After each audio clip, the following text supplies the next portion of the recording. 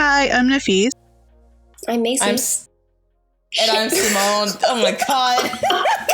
And welcome back to I Was Thinking. Yes. A podcast where we still don't know what the hell we're doing. Dear Lord. That's the beauty of it. Did we want to redo that? Because I just straight up cursed. Because I was like mid-sentence and then I could see your mouth on it and I'm like, Do we want to restart or will we want to keep this in? It might be kind of funny. Yeah, we could just keep it. Okay, it don't matter at this point. They should be Hi, used guys. to our incompetence. Right. Right. And I mean, and the people that are already listening to us already know. As we state many times, we're not professionals at this, and we do this on our free time, and we haven't recorded together in a while. So, Yes. Wow, since it's been all three of us. Exactly. It's been since turning red, right? Oh, yeah. That was Yeah. a while ago. Mm-hmm. So, yeah. Usually I would ask everyone at this time, like, how they're doing. But we have I won't say heavy topic, but we got a lot to talk about. So we won't go too much into detail. Just remember, guys, I'm just trying to survive this world that is currently on fire. So please don't cancel us. Oh, speaking of the world being on fire, did you hear about somebody throwing cake on the Mona Lisa? No. That was a while ago, wasn't it? It was a while ago, but we haven't talked since it happened. So, I mean, it was a couple weeks ago, but like somebody straight up threw cake onto the Mona Lisa. So, love humanity for that. Great. A lot of stuff has happened. I actually didn't hear about that. What was their reasoning? Like, why'd they do it? Just for laughs? I have no idea. I didn't really look into it. I just saw like what happened. So It wasn't like in protest of something, was it? I have no idea. I don't know if they were just doing it for the laughs or if they were trying to make a statement. Girl, I don't know at this point. But anywho. Either way, though, it's like cake. Yeah. It's better than like a lot of other stuff I can think of. They might have wanted to throw Yeah. Throwing black paint on it or something, like to completely ruin it, or a knife or something, like, you know, and damage it. But Right. But imagine the people trying to restore it. yeah, It's going to take a minute. Who knows? But yeah, guys, so we magically was able to all come together on this very important topic because I basically had to beg Nafis and Macy because I wanted to do an album review anyway, but like as the time got closer, I was like, I know we're all really busy. I'm busy myself. I really don't think this is going to happen. And then as the weeks progressed, like all the stuff that I'm sure people know about happened. And I was like, okay, I kind of need to talk about this. So, and I feel like as they say they're closing the first chapter of their careers, we're also closing the first chapter of like us talking about the group. Because as I said before, when this podcast first started, in the trailer, if I break up BTS, y'all just gonna have to get used to it. Mm-hmm. I think it's very rare for us to have an episode where we don't mention them at least once, even if it's something trivial. Yeah. That's true. Like it always That's comes true. up. It's true. And I don't mean to. It's just sometimes I just can't help it. But like, even with this podcast, you know, the only group when we started the game, they're actually kind of the reason I like thought of the game, like created the game, because I thought it was fun when me and Macy thought we were going to do YouTube and we're like, we don't want to show our face on camera. So there was that. And then it progressed to us talking about other groups. And then they're also the only group that me and Nafis did an album review for when they came out with B. So, I mean, I thought it was fitting. Right. I feel comfortable saying, too, that there are all of our favorite groups. Like it's... Yeah. Right. Or each of our number one favorite groups is them. So makes sense that they would come up. Mm-hmm. Exactly. So we're going to have fun, guys. I promise. We're going to have fun. We're going to talk about the stuff that happened. I am nervous because I'm trying not to say anything. Not to like not get canceled, but it's kind of like... I say it preemptively? Don't come for us. Thank you, Macy. Because I think in the light of everything that we will talk about, I'm kind of over it. There's just some stuff I'm over. So I would think that the people that you would upset probably, with, like, just don't listen to our podcast, Probably. Because we don't have the same energy anyway, so. And thankfully I guess. Thankfully so. We small, but it just takes that one person to, like, find us and post it. That's my number one fear. Did I ever tell y'all that? No, my number one fear is, like, becoming a meme online. Memes are fun, as long as it's not, like, a bad one. But then, like, they last forever. Yeah, so does everything on the internet. That's true. Good or bad, so. And some people that are made out of memes don't get paid for it. That's another bad thing. You don't get any compensation. Yeah. For memes? Yeah. Yeah.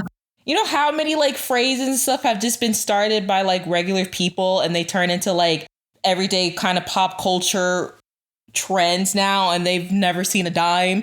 Right. Mm-hmm. So. Screw you for being funny.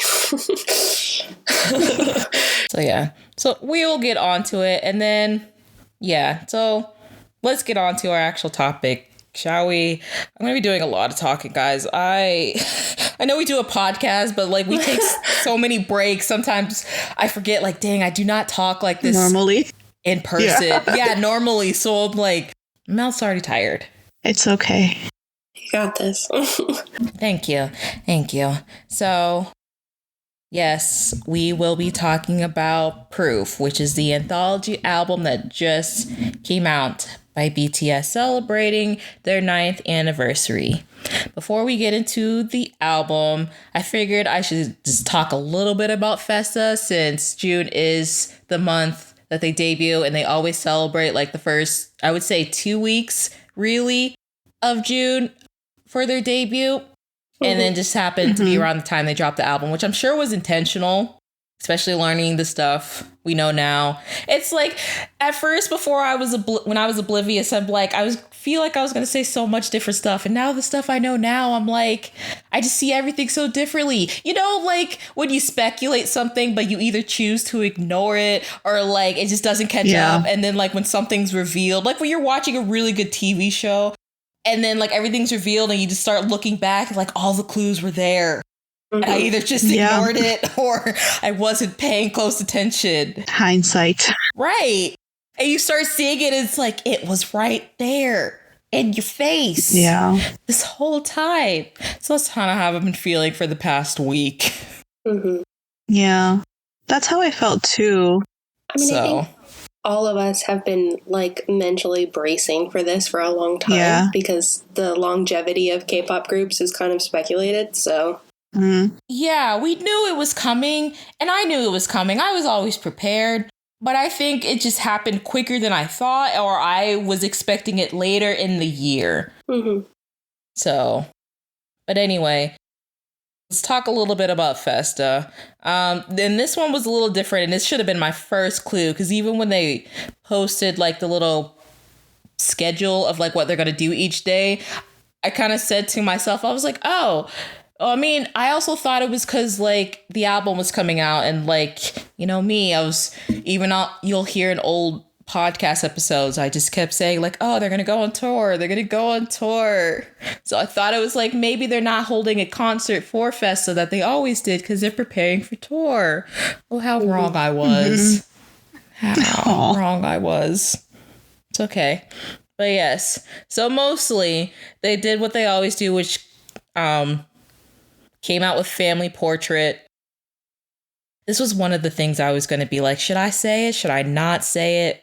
Have you guys seen those pictures for the Family Portrait? I don't think so. I saw one of them, few of them. If I've seen it, I may not know what I was looking at. Like, okay, you know what I mean? It's basically them like in suits and then like with the white backdrop. I think some of the poses they recreate from like old pictures and some of them they don't. I was just going to bring up like, I'm surprised in 2022 we're still whitewashing them as heavily as those pictures were. Like, it was bad. Yeah, I don't think I've seen them in order to comment on that. Yeah. I wish I had sent them to you guys because I just thought we were done. And like, I get it. We still have this thing over there that I won't talk too much about, like how they see skin color, but like, the editing of like whitewashing them already on a white background, I can only really see them because of their hair color is dark and the clothes they were wearing. Mm-hmm. So that was just one thing. It was just like heavily, they looked weird. I wish it wasn't edited to that point so badly, but Yeah, I don't think I've seen these pictures. Are they trying to hit a certain concept with it, maybe? I don't think so, because I know some of pictures, because like the other pictures they released later on of like them dressed up throughout the decades of like significant moments that happened to them, it was not edited that badly. Mm-hmm. Yeah. I can send them to you after we're done so you guys could see. But yeah, no, they were bad as far as like the editing. And then I blame Precious because she's really into makeup, not as much anymore. But like, I remember I was with her a long time ago and we were watching something. And it was a reality TV show. And she commented on the girl's face as far as her makeup. And now she showed me a thing where like you just look at a person's neck and their face, you could tell like the makeup doesn't match their skin color. So now like I point that out now. So that's all I can see sometimes when I look at people. And I definitely saw it in these pictures. Their hands too. In their hands. In their hands, yeah. I noticed that a lot too. Like even when I watch like K-dramas, like I can tell they put a lot of white makeup, especially on actors that have like darker skin. And like you can tell. So, okay, yeah, so I didn't think I was going to go on a little rant like that, but I ended up doing it anyway. One of many, probably in this episode. So the next things that they were releasing throughout the first 2 weeks was dance practices, and they range from like old to new. So from, of course, when they debuted in 2013 to now. So like the videos they released was We Are Bulletproof, Part 2, and No More Dream, and they kind of mix it up like a melody. They did N.O., Danger, Butterfly, Am I Wrong? And I was going to pause real quick for this one because I don't think I talked about it much when me and Macy played the game, but I actually really liked this song. It was going to be on my list, but like I had no room to put it on there. But I really like Am I Wrong? Me too. So, yeah. They did Tomorrow, Mic Drop, Moving Version, Pied Piper, Best of Me, Airplane Part 2, Black Swan, Butter, and then the Butter version that they performed at the Grammys. So they also released selfie collections from 2021 to 2022.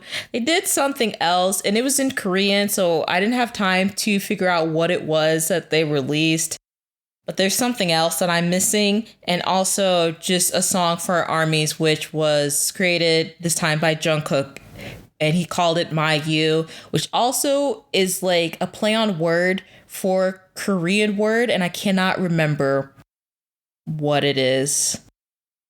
But just know that it's a play on word that kind of has like the same connotation as the English word My You, and I think how you say it is also like how you say it in English. And then in his V Live that I'll actually talk about a little bit later, he said he got the idea of the song from a V Live he did, I think last year. Yes, where he was, I don't remember if he tweeted this or if he put it on his Instagram, where he was asking fans to send him just like song lyrics. And then he got on V Live and he was basically making a song during that V Live. Now, I didn't watch the whole thing because I think it's almost like 2.5 hours long. But if I have time, I might go back and watch it. I just remember seeing highlights of it. So yeah. Which one was your favorite? What did you ask, Nafis? I said, which one was your favorite of the dance practices? Oh, that's hard.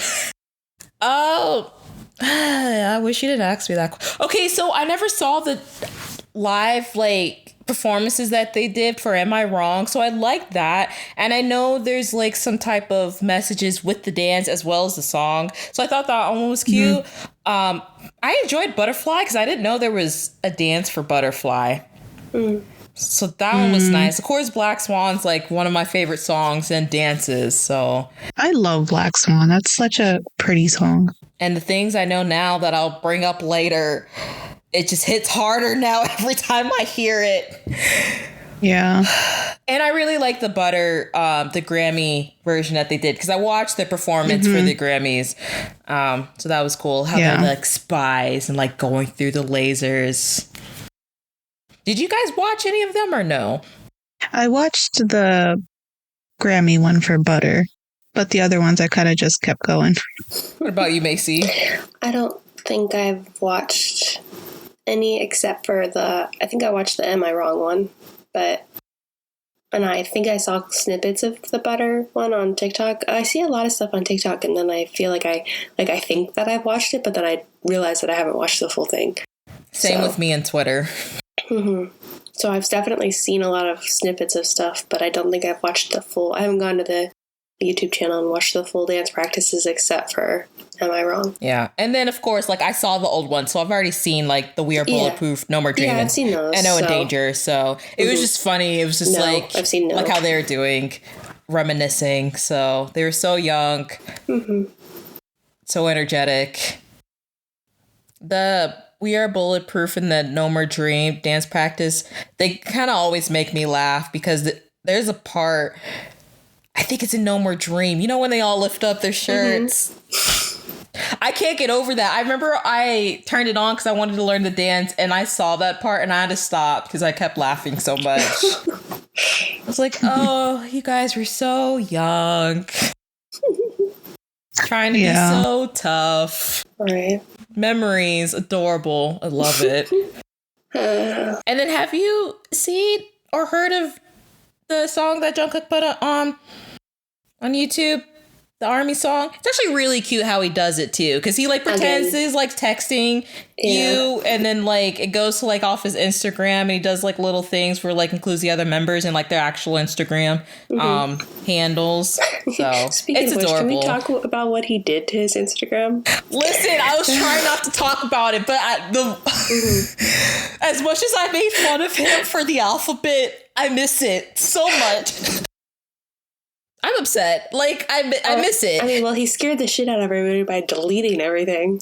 And just to be a little aesthetic and pleasing, you know, and that's why I don't use Instagram that much anymore, because I know there's a trend now where like you post pictures and you have to go on people's pages to make one big picture. I'm noticing a lot of people are doing it. Like Card is coming back and they're doing that. And I'm like, I hate this. I just want a normal picture to like. Yeah, I like it when people do normal pictures, but then you go to their page and it all kind of fits the same like theme or aesthetic. Yeah, I kind of like how J-Hope does it. But yeah, I like when people post actual pictures, but it all fits the same like theme and aesthetic. I really like that. In fact, I've thought about doing that myself and like just starting over, but I don't post enough to like make it worth it. So Girl, maybe I'll post once every 7 months. Maybe I'll do that with my puppy. I'll make her an Instagram. Oh, you gonna be one of those people now? Make your pet? I just think she's gonna be so cute, and I am a groomer, so it would be good for me to like groom my own dog and post pictures, and you know, that's true. I could post other grooms I do. It doesn't have to be just her, but I could have like a portfolio Instagram that has all my work on it. Yeah.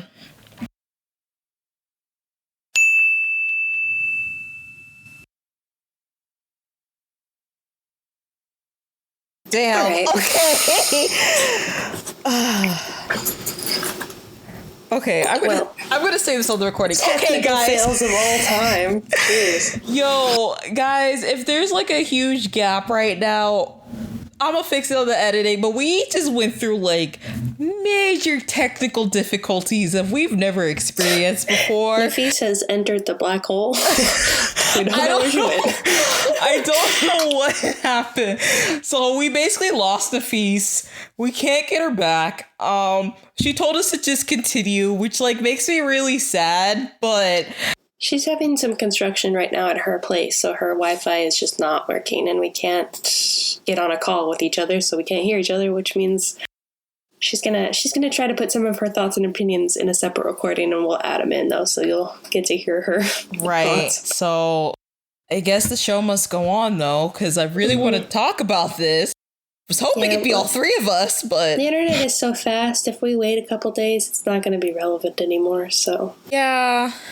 Girl, I don't even know where we already left. almost an hour and a half in at this point, like since we started our first call. So like I got shit to do, man.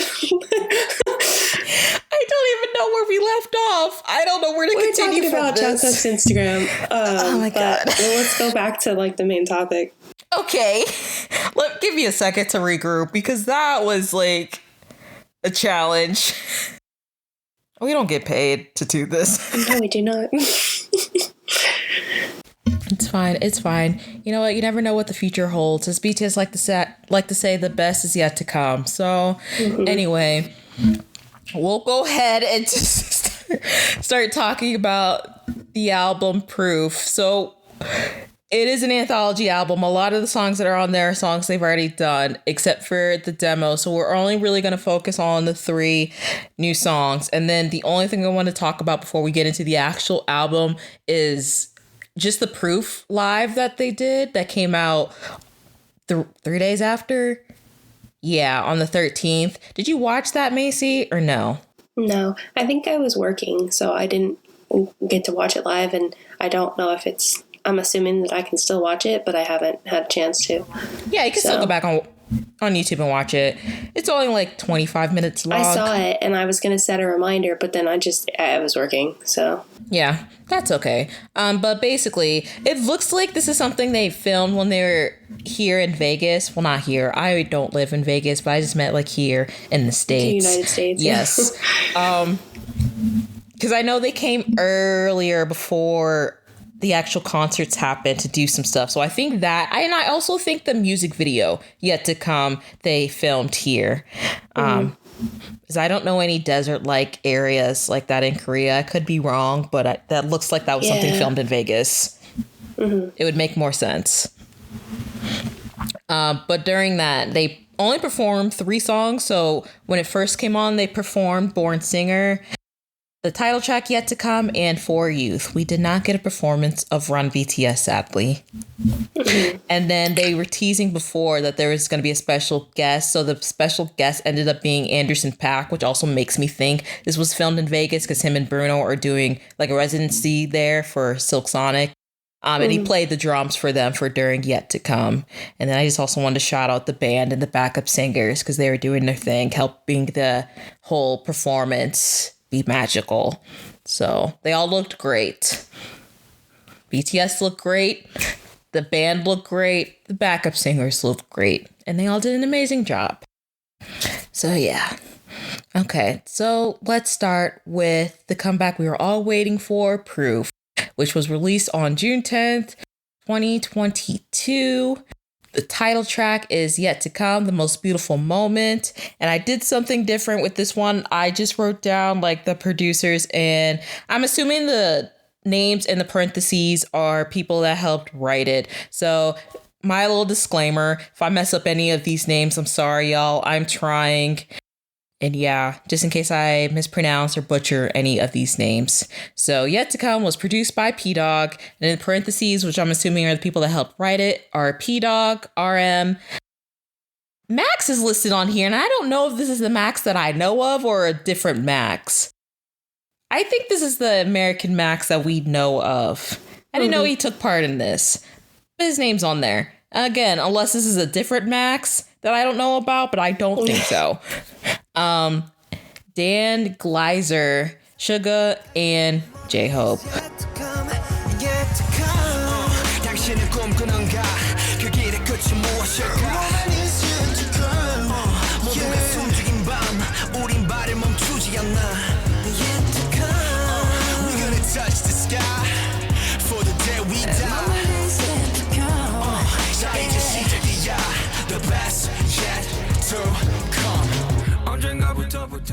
So yeah, Macy, was there anything you wanted to talk about Yet to Come with the music video song itself? I know it was really just a song about like reflecting and kind of like the message they're really portraying before all the news came out, that this is only their beginning. There's more to come. They basically look back of like all that they've done so far. Yeah, I mean, the music's... I like this song. It's not my favorite song out of the new ones, but I think it's really cute, and I think that the music video made me super nostalgic, even though I haven't been with them since the very beginning. I recognize a lot of the like call outs to the old episodes, the old MVs, and like just the progression. And I've seen back to my, I watch a lot of stuff on TikTok, and I've even like people are doing the side by side of the like original video and then the call out in this new MV, and like I noticed a lot of them, but there are so many in there that I didn't even notice, so it's cool to like watch the comparisons. But yeah, that's pretty much it. Overall, I like the song. I did look up the lyrics to all of these songs, so that I got the gist of like what they were talking about, even though I mean it's kind of obvious in this one, but like just so I know exactly what's going on. So overall, I like it, and I really liked the music video. It made me very emotional. So, do you want to point out some of the stuff you noticed? Like, I know it's closer towards the end, but like the school bus was supposed to represent. That's probably my favorite part. Yeah, is like No More Dream. Like the comparison of them acting all tough, like getting off of the bus in the beginning, and then just being really peaceful, and it's like monochromatic and just. They've obviously matured, but it's still a part of them, which is cool to me.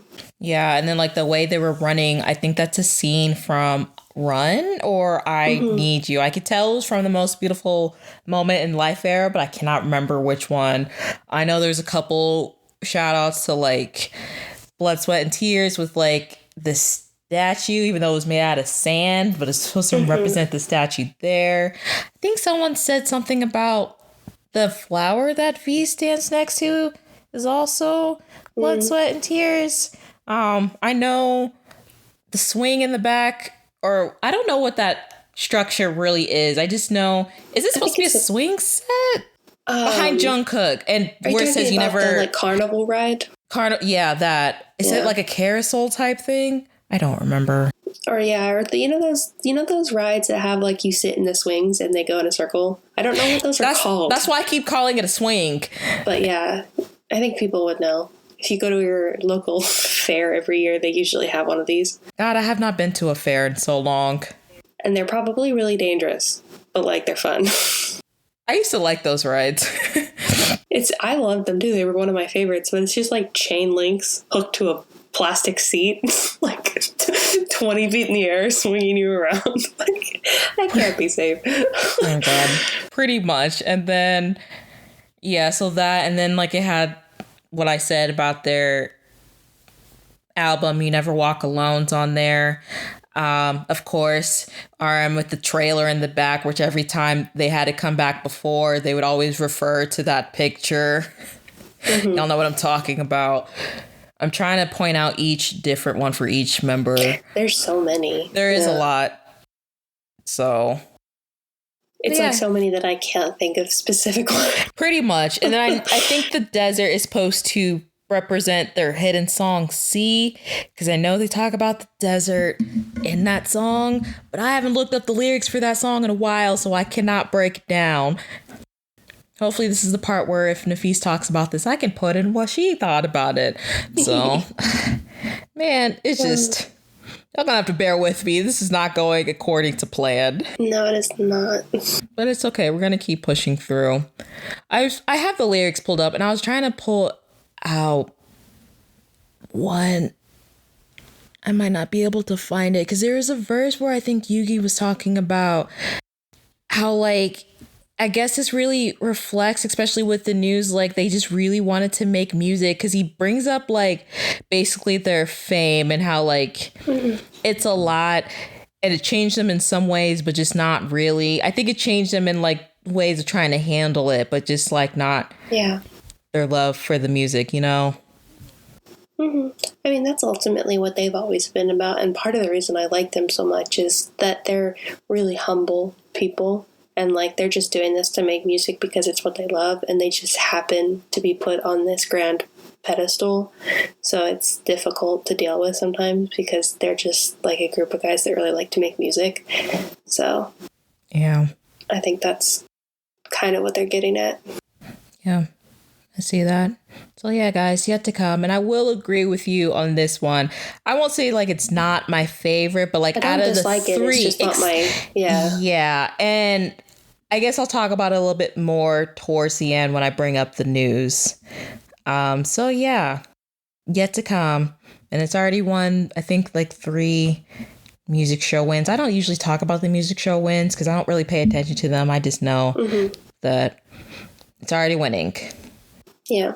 So go watch the music video, guys. It's still beautiful. And like even before I knew what I know now, like when I was watching it, I'm like, dang, this really is like a song, not even just like their dedicated song for youth, but this really, I feel like this in the whole album is really for like their fans. Because if someone who doesn't know much about BTS or like really follow them, even if you join the fandom late, like if you didn't go back and like watch it, you really wouldn't understand the significance of it. So not saying you still can't enjoy it, but I think fans are able to like look at it deeper to why people are looking at them like, why are they crying so much? Because it just holds a different meaning than if you're just like a non-fan watching this. Even the lyrics, I feel like. So that's it. So we're going to go ahead and move on with the second song called Run BTS. Is Run BTS on the second CD? It's on the second CD, right? That starts. I don't know. I think so. I think Yet to Come is on the first CD and Run BTS is on the second one. It's the first song that starts off like the CD where the members chose songs that felt like they represent them. So this song was produced by Deem Jointz for You Made Us What We Are LLC and Ghost Loop. And then the writers are Dwayne Abernathy Jr., who is actual Deem Jointz's real name, RM, Ebenezer, J-Hope, Ghost Lip, Jungkook, Suga, One Eye, Daniel Caesar, Ludwig Lindell, Melanie Joy Fontana, Michael Lindgren, Schultz, and Feli Ferraro. Dear Lord. It's a lot of names. It was a struggle trying to be like, don't stumble and mispronounce these.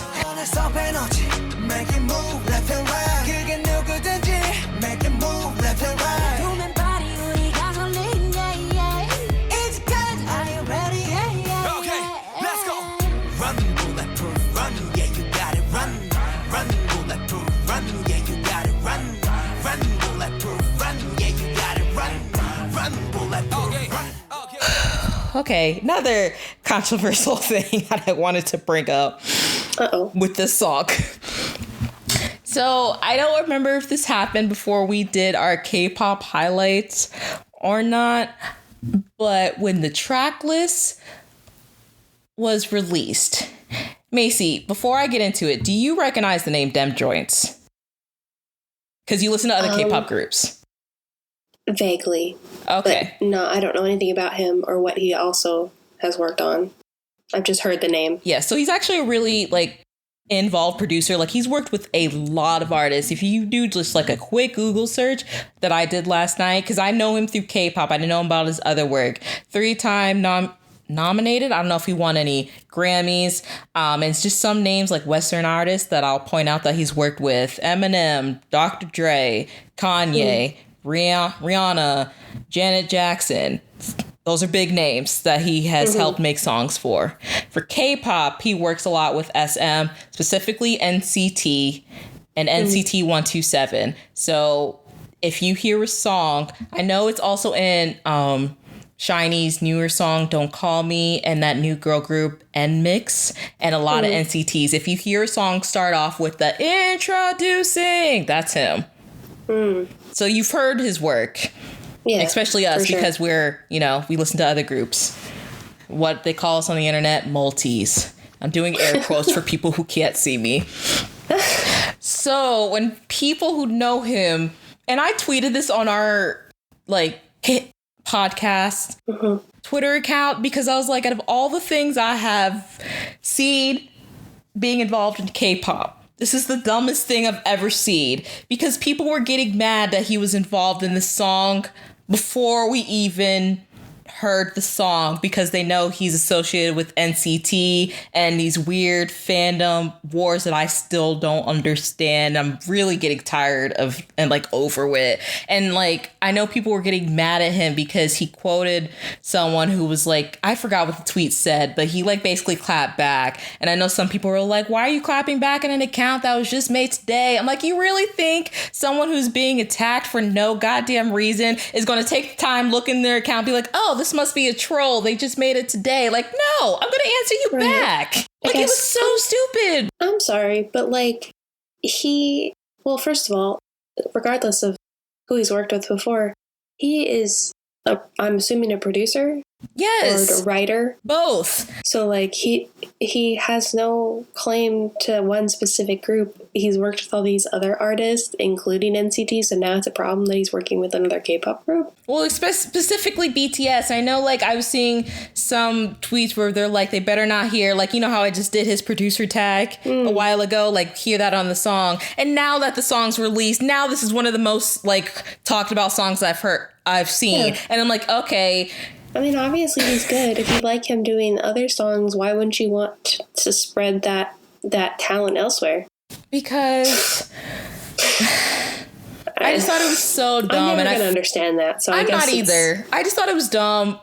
He's a grown-ass man, but like I felt he's bad, captain, and I was like, he's got to make his bank. If he has an opportunity to work with BTS, why would he not do that? This is his job. This is his job, and he did a pretty good damn job at it. So yeah, he has no obligation to stick with one person or group unless he's under a contract, and obviously he's not. So that's dumb. And it's just fun. It's just funny to me how how the conversation turned once the song was released. Mm-hmm. And it's like, yeah, slaps, I'm not. So like, get over it. Not gonna forget y'all talking about this man, calling him out his name before you even heard a note of it. Yeah, no. So that just really pissed me off, and I just had to say it because people were out of pocket for that. I don't care who you stand. That was so uncalled for.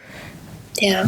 So, and like you said, I'm sure you agree, it's our favorite song out of the three. By far. It's constantly on repeat in my car right now. Listen, when that first chorus like hit and J-Hope was growling, that run, bulletproof run, I was like, The way Jimin and Jungkook sing the word gasoline, perfect. They're all just like, oh my god, it's just I have no words. Like I can't express how much I know Jin does it too, but like just the specific. Yeah. And then like I got this off the Weverse magazine. I don't really read the Weverse magazines that much, but I know they did another round of like interviewing each members. So I briefed through a couple of them. And then the one that Yoongi did, I just took when they asked him a question about it. He said that they wanted to do a song like from their older style. So they chose like a title that shares its name with a variety show that they all love. And excuse me, I just like burped a little. Sorry. And reflects who they are, always running. So he also said all the members have come like a long way, and there's times when they're exhausted, but there are also things that they want to try moving forward, and they try to convey that in the song, like their desires moving forward. And I can tell because like the whole thing is really, I feel like encouraging. Well, not encouraging. I'll say it shows how like their motivation when things got hard, that their one thing was just like keep pushing. And I think they used like run as a metaphor of like keep moving forward, basically. So yeah. And I don't know what it means, but I really liked at the end where Namjoon kind of switched it up, where instead of saying run bulletproof, he says run beautiful. And I almost thought that was me just like mishearing it. But I was like, oh no, he actually says that. So I'm sure there's a deeper meaning for that, but it's a banger. It's hype. And it has that like hip hop / like rock influence with it, which they do very well. I keep saying like Jin, as with his solo stuff that we'll talk about soon, he needs to put some trot in there. He needs to put some rock in there because he's very good at it. Oh, yeah. And then also like later, like J-Hope's verse when he was basically like just shouting out each member, just telling them that they worked hard. And like, I think in a way his verse was like trying to encourage him and the members on their future endeavors. So I thought that was sweet. Yeah. And it just basically the whole song reiterates the whole like, we're here, we came from here, and now we're here. The success, it's nice, but it doesn't really matter too much to us. Not to say it doesn't matter at all, but like I'm sure that level of success is hard on anybody. I really don't care what people say, and I know they use the excuse of like money to like contemplate what there's, you know, the criticism, but we're all still human at the end of the day, guys. So yes, and then like Namjoon's little like diss, and he's like, you know, I can't say the Korean, I don't remember the Korean, but he's like something, got that, good music, got that, good team, goddamn. I was like, yes. You better tell them, June. Right. Is there anything else you wanted to say about Run BTS? Not really, just that they're, you know, talking their shit and it sounds really good. So as always. Yeah. And they don't have to do it all the time, but like when they do. No, yeah. When they do. I love their beautiful, soft, emotional songs, but then we come out with like, I'm trying to think of other examples. BTS Cypher 4, Mic Yeah, Drop. like the Cyphers, or what's the one they do with the boxing gloves? I'm like blanking. Ugh. Yes. I love that song. I love those every once in a while thrown in, just like hard, not hard, but like just more exciting, like rap that's like the fun, more throwback sound. I love that. So yeah, and then like for songs to include the whole group, I guess I can compare this with Mic Drop. It's not as like I would say fast paced as Mic Drop, if you understand what I'm trying to say, but like it's still along those lines of like having the whole group basically do like the talk their shit type songs. Yeah, but that's also interesting, is the fact that this is kind of one of their first songs that has like everybody doing it. First or second. Both those songs I mentioned are just the rap members. So yeah, I would say second. I would consider probably Mic Drop, honestly, if I'm thinking about the whole discography, really their first song where they talk about like their success, about like other songs for like the money and all that. They talk about their success in Dope, which is that's true. That's true. So we'll count Dope, Mic Drop, and now Run BTS for group wise. And then, like we said, the rap line just, you know, they do it all the time. Not all the time. They did before 2018. So yeah. Run BTS. Go listen to it to get your life. I play it. I've been playing it in the morning when I have to do my early shifts to try to wake myself and get myself hyped for the day. There you go. And just shout out to Deem Jointz because he did the damn thing. Yeah. Stop bothering the man. Stop bothering people. That's really my whole thing of like this whole podcast. Stay in your own lane. Just enjoy what they're producing and like get over yourself. Just enjoy it. And if you don't like it, yeah, you don't have to like it. That's fine. You're allowed to not like stuff, but just don't be a jerk about it. Especially before you even heard it. That's mind-blowing to me. That's what I'm saying. It's like, y'all didn't even hear the song yet. Like, that song didn't drop yet. Judge it when it comes out. Anywho, we're gonna get mad if we keep going down this one. It's gonna make us mad. It was just, I say a lot, but just this seriously just made me upset. And then, no, I won't say this. Let me move on before. I could save it for later. Okay.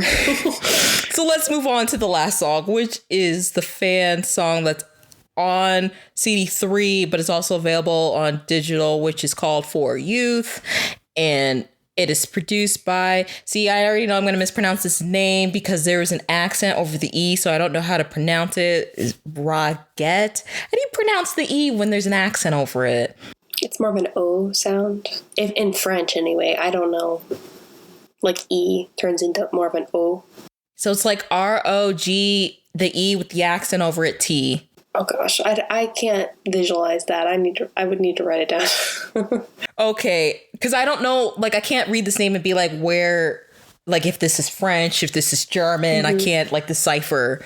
Yeah, not a lot of languages use the accents over their letters, but like rose, that it makes the A sound. It depends. It can be an O sounding or it can be A sound, so I don't know.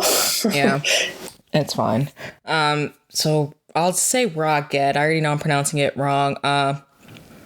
Chayed, Ahmad Royal, and then for writer credits it's RM, Ahmad Blaze, Rayleigh, Drew Love, Forrest, J-Hope, Sugar, His Noise, Slow Rabbit, and the one and only man, Hitman Bang, PD Nim. So yeah. 여기에서 new home tune 언제든 돌아올 테니까 baby don't you worry 우리가 걷는 이 길이 모두 다 길이 될 테니 oh. If I never met you 난 어떤 모습일까 baby Every time I miss you 습관이 돼버린 그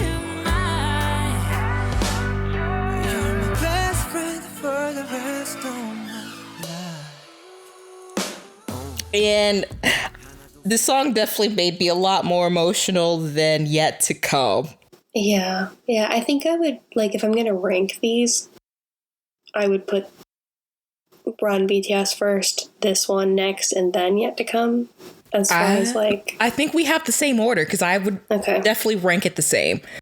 So, but yes, it basically, again, talks about like the upbringing, where they started from and then where they are now, but it really mostly thanks the fans of where they've gotten, especially like I know there's some parts in lyrics where they talk about like the times they felt like they were struggling, you know, they always were able to lean back on the fans, support the fans, got into where they are without really asking for much in return, or really not asking for anything in return.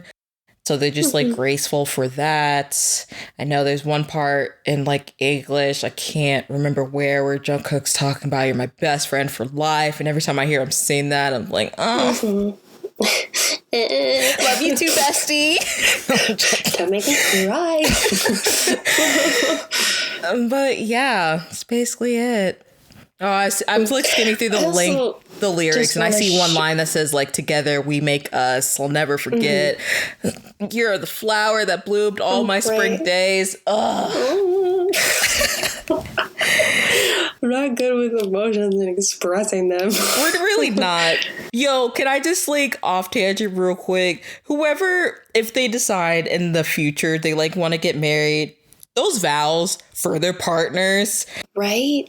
Gosh, poetry. I saw a TikTok once again of like, you know, it's like guys saying like, if you don't propose to me like how BTS writes their lyrics, I don't want it. And it's just so sentimental and sweet. Like instead of like the traditional like, oh yeah, I'll love you forever, like whatever, but like, or just like I'm just appreciative, a little bit more poetic in your appreciation. Yeah, because you don't really see that a lot. Like I know artists always shout out their fans and they appreciate their fans. I believe every artist do, because like they wouldn't be where they are if you're some type of famous without someone advocating for you, whether it's like sharing your work or just like buying all your things. But like, I don't know. I don't want to sound biased, but I really do feel like it's interesting of like the way BTS interact with their fans and like vice versa. Like it really is kind of like without getting too much into it, because like we don't know the stuff we don't see off camera, but at the same time they feel comfortable with the things they do share with us, and it is a lot more than they really have to. I think it's just the running theme of like I've never really been in a fandom per se for like a music person or anything, or like a show or whatever. And so this is my first real experience with it. And I think I haven't gotten into ones in the past because I haven't felt that genuine connection with a group or a person that I don't know. So like some part of me is like, how can you fake that genuineness? So it makes me feel that it's real. And I do think that they share more than they need to. And I think they care about their fans' opinions more than they really need to, if I'm being completely honest. Yeah, we'll get to that when we talk about the dinner too, because I kind of agree at the same time. So I would say I kind of got close like that when I was younger. I did have a weird thing for like Awesome Home, which like I regret now. I'll never say that with BTS. Like I don't feel like I'll ever, no matter how old I am, will regret ever being a fan of theirs. So, but like you were saying, even with the whole thing with me liking him, I never felt this like genuine balance of like respect between an artist and a fan, I would say. Yeah. So the open communication is different. So, and then I think that's also just me as a person, because like I really like them, and obviously y'all heard throughout this whole podcast, I don't shut up about them, but like I don't idolize them, because that's like where it turns bad, because you don't see them as human, and that's where things get, you know, tricky and scary for them and the fans. So like I think people really need to learn that like you still need to see them as humans and treat them as humans. So boundaries, people. Yeah, boundaries. Anyway, as far as like the last thing I really wanted to say about the album in general is I'm so glad we have like Born Singer on an album, because I'm obsessed. Yeah, with that song. I'm really surprised J. Cole cleared it for them. I mean, it's a good thing, though. I didn't add it on here because it's not really a new song, so I didn't know if we should talk about it or not. But I was just going to shout it out real quick. I don't think it's necessary to go in depth because people have heard it, but I just not really everyone, though, it. and I think that's why they put on a new thing, especially for the new fans they garnished or gained over. Yeah, I hadn't listened to it in a while, and I'm like, this is such a good song. Like I would put, like I haven't, if I'm being completely honest, I haven't really been going back and listening to the other songs because I've played them a million times. I've just been listening to like the new songs, but in order I've been listening to Run BTS, Born Singer, My Youth, and then, or is it My Youth or For Youth? For Youth. And Yet to Come. Like that's how I've been listening to these songs, like on repeat. Yeah. So I get that. In order of how much I'm repeating them. One thing real quick about Born Singer, I still think it's funny how they just like, because I know Namjoon cusses in that, and so they but they bleep Namjoon now, and I'm like, we know what he's saying. Don't bleep. Yeah. we grown. Well, not all their fans are grown. You know what? Never mind. I get it, but at the same time, like if you're gonna bleep it out for both of them, not just. I guess maybe it's different because it's a different cussing. So I don't know. Is it because? Well, wait. Does he cuss in English or in Korean? I didn't know if that made a difference or not. I don't know. I mean, if in their older songs, lyrics, they cuss too in English. Yes. And some of them, I'm like, why don't I'm surprised this doesn't have an E rating. Maybe it's for effect. I don't know. The bleep sound is like for effect on some level. I don't remember if the bleep sound was on the version that was on SoundCloud or not. I can't remember, and I don't know if it's on SoundCloud anymore since they put it on the album. I heard it got taken off, but I haven't checked it myself. Yeah. So I don't know. I don't know either. But I did actually. I think either the day it came out. Yeah, the day Proof did come out digitally. I went and listened through it all the way through. And like, I get it. I understood it. And I felt like I was on a journey with them. And it was funny how like I was just like hype and dancing to their old songs like they just came out yesterday. Like when No More Dream came out, you know, Sugar's Part, The Big House, Big Cars, Big Rings. I was like, yes. And then just down the journey of like it gets slower. I'm like, damn, I understand what he meant by like you need to listen to it from beginning to end. I got it.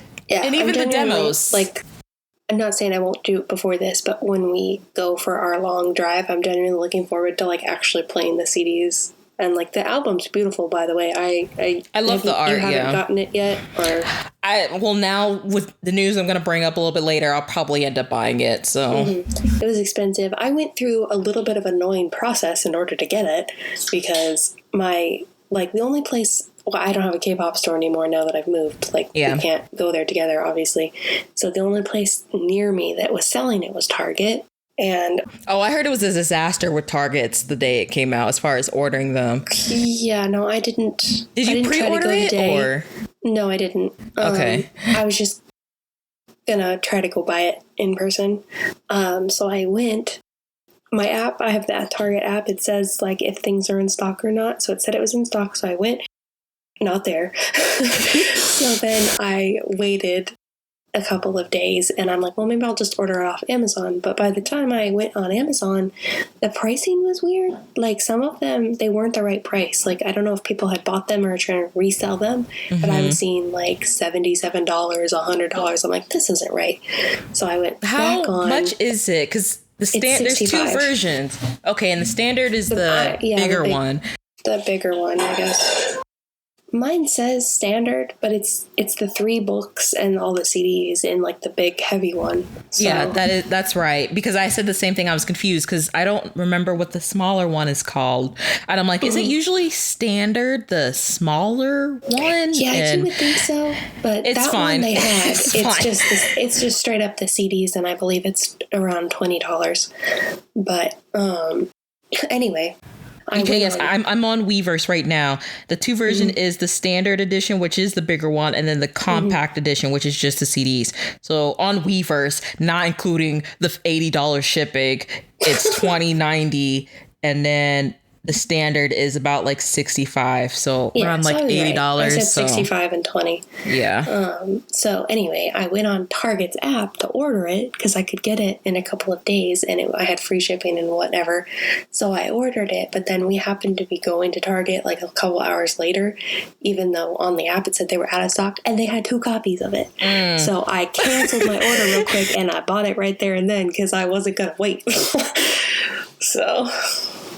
That's how I went about getting it, but it was frustrating. Brianna sent me the pictures because she has the what is it, the one where they're like in black and standing in front of the target, right?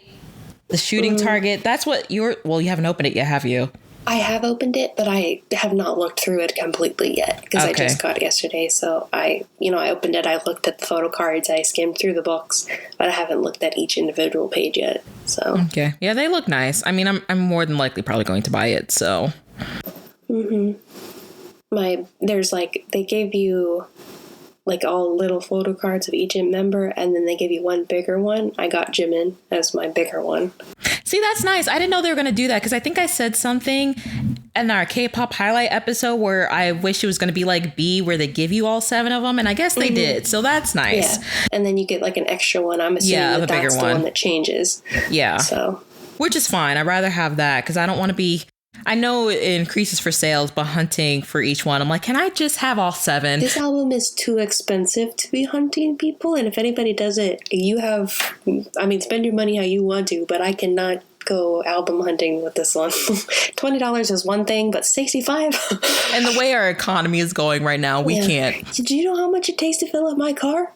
Oh my God, gas tank is so expensive. I have to pay for premium gas because I drive a Mustang, and that thing I spent $80 the other day to fill my tank up. You literally bought an album just for gas. Exactly. My gas tank was more than like, oh God. We won't talk about it. That's not what we're going to talk about. We're going to move on. I'm sorry. I'm adult complaining. We always do, but that is the reality. Okay. Especially us like now in our, God, Macy, we are in our mid-20s. Can you believe that? My knees hurt. The gas prices are too expensive. I feel like an old fart. And then real quick, and then I'll move on. I saw a thing where like we might head into a recession in 2024. I'm like, we are not in a recession now. Right? Are you kidding me?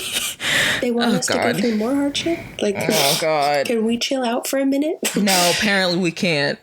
So stressful. Y'all, we just trying to survive out here. To be honest, we're just, we're trying to survive. But anyway. Right, then. Enough complaining. Adulting! Freaking sucks, man.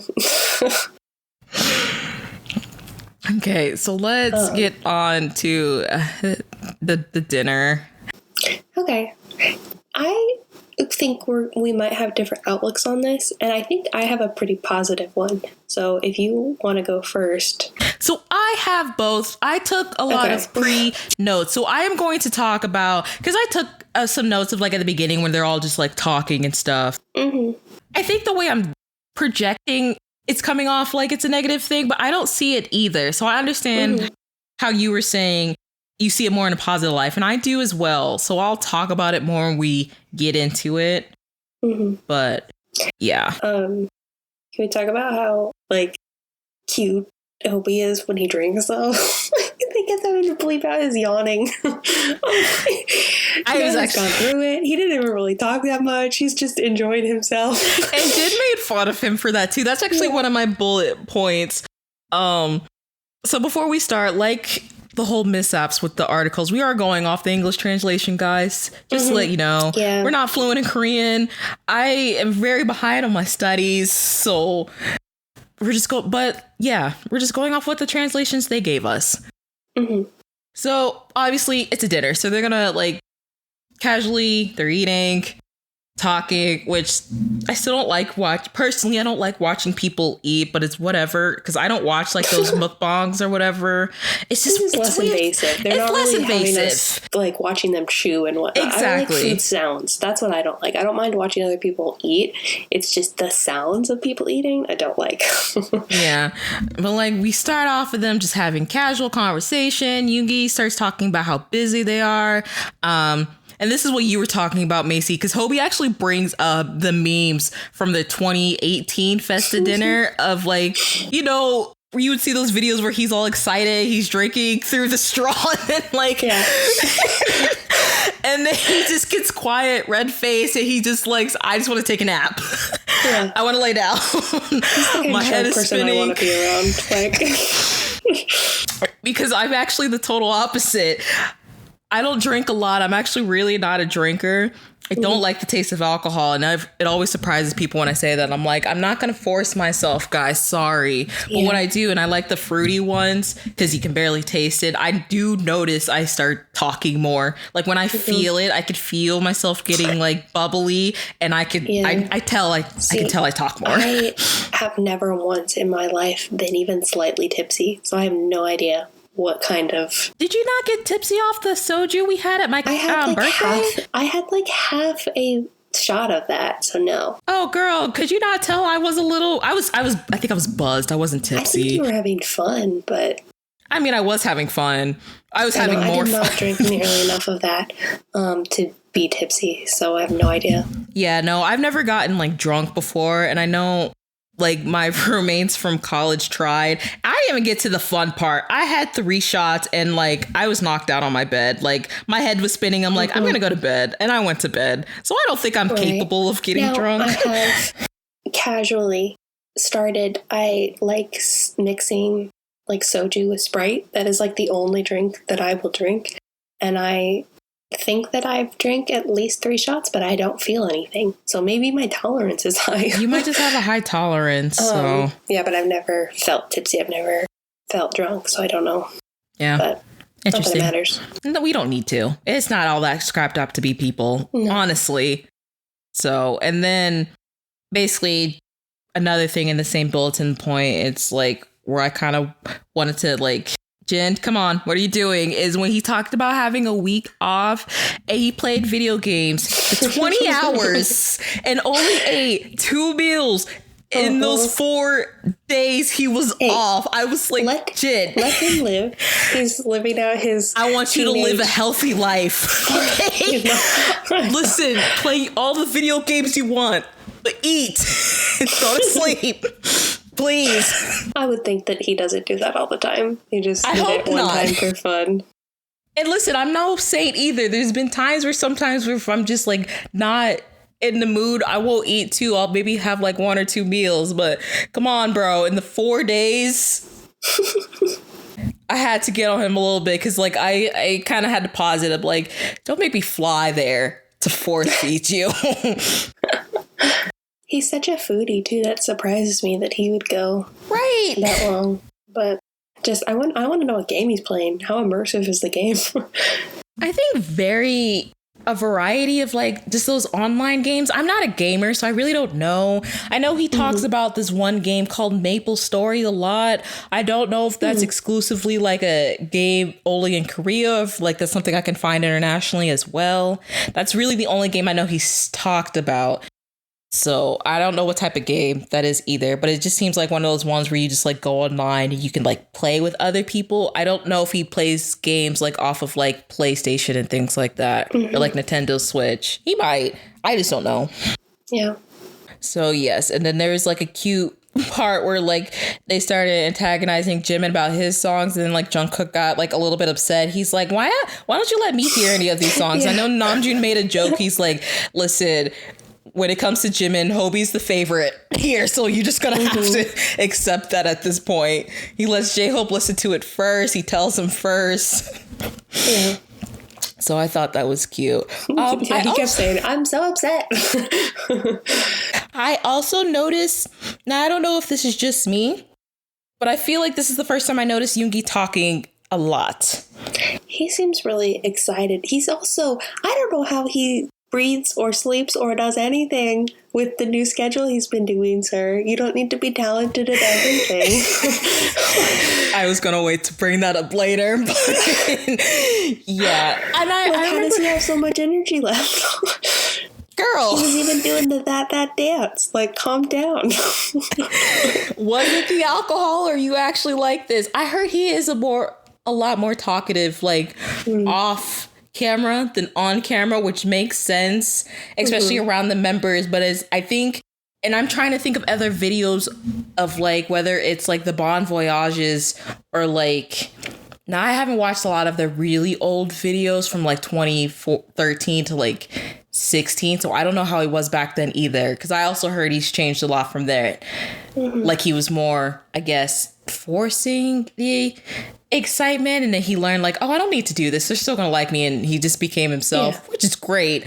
But yeah, He looks genuinely happy throughout most of this video, which is really cool. And I was happy for him. It was just something I needed to point out, because I'm like, I don't know if I've ever seen you talk this much before. Yeah. Jungkook was actually the one who was pretty quiet. Jungkook and Hobie didn't talk much, yeah. Yeah. So that's just really it. He just seemed giddy, which we love to see. Yeah. Cheeky little smile. Get out of here. They also brought up their friendship tattoos, which I know they've been talking about for a while. So I'm assuming when they recorded this at the time, they didn't, they weren't in the process of getting it because they didn't know what they wanted to get. I know one of them made a joke. I think Jimin said something about getting a line on their arm, and then I think it was J-Hope where he's like, it's just going to look like a pencil mark. A pen mark, yeah. Or a pen mark, like. Part of me thinks Namjoon's afraid of the pain because he wants something really small. Well, listen, do you not know who actually got the friendship tattoos? Have you not seen his tattoo? I saw the 7 on Hobie's like calf, like the back of his leg, and then I know Jin got his like somewhere on his like back. Yeah, so And what then- we know of now, they all decided to get 7 tattoos. And someone pointed out, I think it's the 7s from like Map of the Soul 7, where they each drew like their own version of 7s. So I don't know whose is whose and which ones got tattooed. So I've seen pictures from when they're performing for like the variety shows like Mnet and all that. The comeback song Yet to Come. Jimin has his on his finger. Like you just said, Jin has his somewhere on his back, and we only know that because Jungkook said that in his recent V Live. Namjoon has his on his ankle, on his inner ankle. And like, I remember when he posted those pictures, it was the day the album dropped. He posted like 3, like 1 was on his story and 2 on his Instagram. He's like, you guys are going to see my tattoo. Like, do you guys like my tattoo? Look at it. Isn't it so cute? He's really showing it off, and it's so tiny, but it's adorable. Like you said, I don't know where on the back of Hobie's leg his is, and his, I don't know if because of the way the picture is, his looks a little bigger than Namjoon's, which I'm actually surprised, because even with the fans, we were all kind of like joking, like they had to force him to get it because he doesn't have his ears pierced. But tattoo paint, well, not really paint, I feel like tattoos are different than piercings. So Hobie's did look surprisingly a lot bigger. And he posted that on his Instagram. And actually today, you probably didn't see this, Macy, but Jungkook got his 7. So his is actually behind his ear now. Okay. Kind of like where Jimin has that tattoo youth. It's so funny how like Jimin and Jungkook, except for today, they just get tattoos and we don't know it until like some fan points it out. And then like the rest of the members are all posting theirs. So the only ones that we don't know got theirs yet is Taehyung and Yoongi. So Taehyung did post something today, also at the time of this recording, of an upside down 7. I'm pretty sure he just took a pen and drew that because he's like, I'm feeling left out. And it's upside down. I don't believe it's real. Mm-hmm. And Yoongi said that he wanted it somewhere not visible, so I don't know if we'll see his. Probably not. Mm-hmm. Unless a member points it out too. But also with Jungkook, because he got the tattoo, I'll send you a picture right now so you can look at them, because I know you haven't seen them, and I'll get your live reaction. He got a bunch of touch-ups on his arm. Mm-hmm. And cover-ups. I saw some little snippets from his live, but you can't really see much. Well, this is all happened recently, so I just sent you the picture, Macy, so you can see it. Well, geez. Yeah. He went straight up got sleeves. So a sleeve. A sleeve. Yeah. So it looks like, and he went to a different artist too. This artist did an awesome job. They look so cool. Mm-hmm. So it looks like they touched up the microphone and added more color to a lot of his tattoos that he already had. He covered up the eyeball that he had on his arm, and he replaced it with bulletproof. Mm-hmm. There were 3 lines close to his wrist next to the skull, making a hand signature that it looks like he covered up with a snake. Mm-hmm. He got color in the flower. I forgot. Is that a tiger lily? Yeah. Just more touch-ups. He got color in a mask that I didn't know he had on his arm, because we don't really get to see Jungkook's tattoos. Yeah. This is the first time we're actually seeing them. And I didn't know he had, what does this say? I think something it says winners never quit. He got that colored in. Oh, cool. Yeah, man. And now his little 7 behind his ear. My boy's tatted up. Yeah. And we're proud. Mm-hmm. I don't know if we'll get any more like anywhere else on his body besides his arm, because his arm only has so much room at this point. Right. I feel like he's going to be the type, though. He's hooked now, so he's going to have to start expanding. If he hasn't already, we don't know for sure. Right. And it's just amazing, like, where we were back then, because, like, as me and you discussed, like, we haven't been in the fandom long, and I have seen old clips when they were here in LA, I think in 2015, where they were doing that whole American Hustle thing. And he talked about wanting to get tattoos, to finally getting the tattoos. And it was during like Bon Voyage, where we would see like those leaked pictures of he has tattoos, but he had to cover them up. I didn't finish Bon Voyage, but I remember when I think he actually started getting them, because they made him wear a glove the whole time. Yeah. That also has to do with like the broadcasting roles in Korea, but still. And then to now, to where like he just casually sometimes shows them off. Mm-hmm. I'm proud of him. Yeah, I love tattoos. We've discussed this in the past. I really need to get the one that I got for my birthday covered up also, but that's just going to take some research to find a good tattoo artist that can tattoo on my skin. Mm-hmm. So, what else do I want to talk about before we get into the hardships? They also brought up like not living together anymore and how it made them closer. I don't know when they actually stopped like living together. Not that it's my business, but I'm really surprised y'all lasted so long living together. Like, I don't know how you are at home, but the 7 men in one place, I can only imagine. No. So, and they're talking about like, yeah, all the members now, like their personalities really come out and like their decoration of the room. Because when we were all going through quarantine, I think I can kind of tell like they're not living together anymore. When like Taeyong would like post like videos of him like in his living room, I think. I know there was one video that went viral of him like singing along to something on the TV and other stuff. So I have a feeling it was probably around like 2019, 2020. Because I remember seeing all those articles of them buying apartments. So, I mean, we knew where they weren't going to last forever. They're almost in their 30s. Yeah, again, I'm surprised they last this long. Everybody wants their own space and freedom, so. I would really like that, but hey, again, the way this economy is going, that's going to be a while. I definitely cannot afford to live on my own. It's hard. So good for them. Obviously, they're BTS. They can't afford to live on their own, but still. Yeah. And what else? Oh yeah, I just thought this was a funny moment of like Jungkook. Like, I feel like this represents us as Gen Z, I can't talk about millennials, but just like us as Gen Zers. So like, I don't remember how this got brought up, but then Jin starts talking about the story where I guess in the old times where Jungkook bought a mattress for his top bunk. And instead of returning it, he took scissors and cut the mattress and used the scissors like they were assault.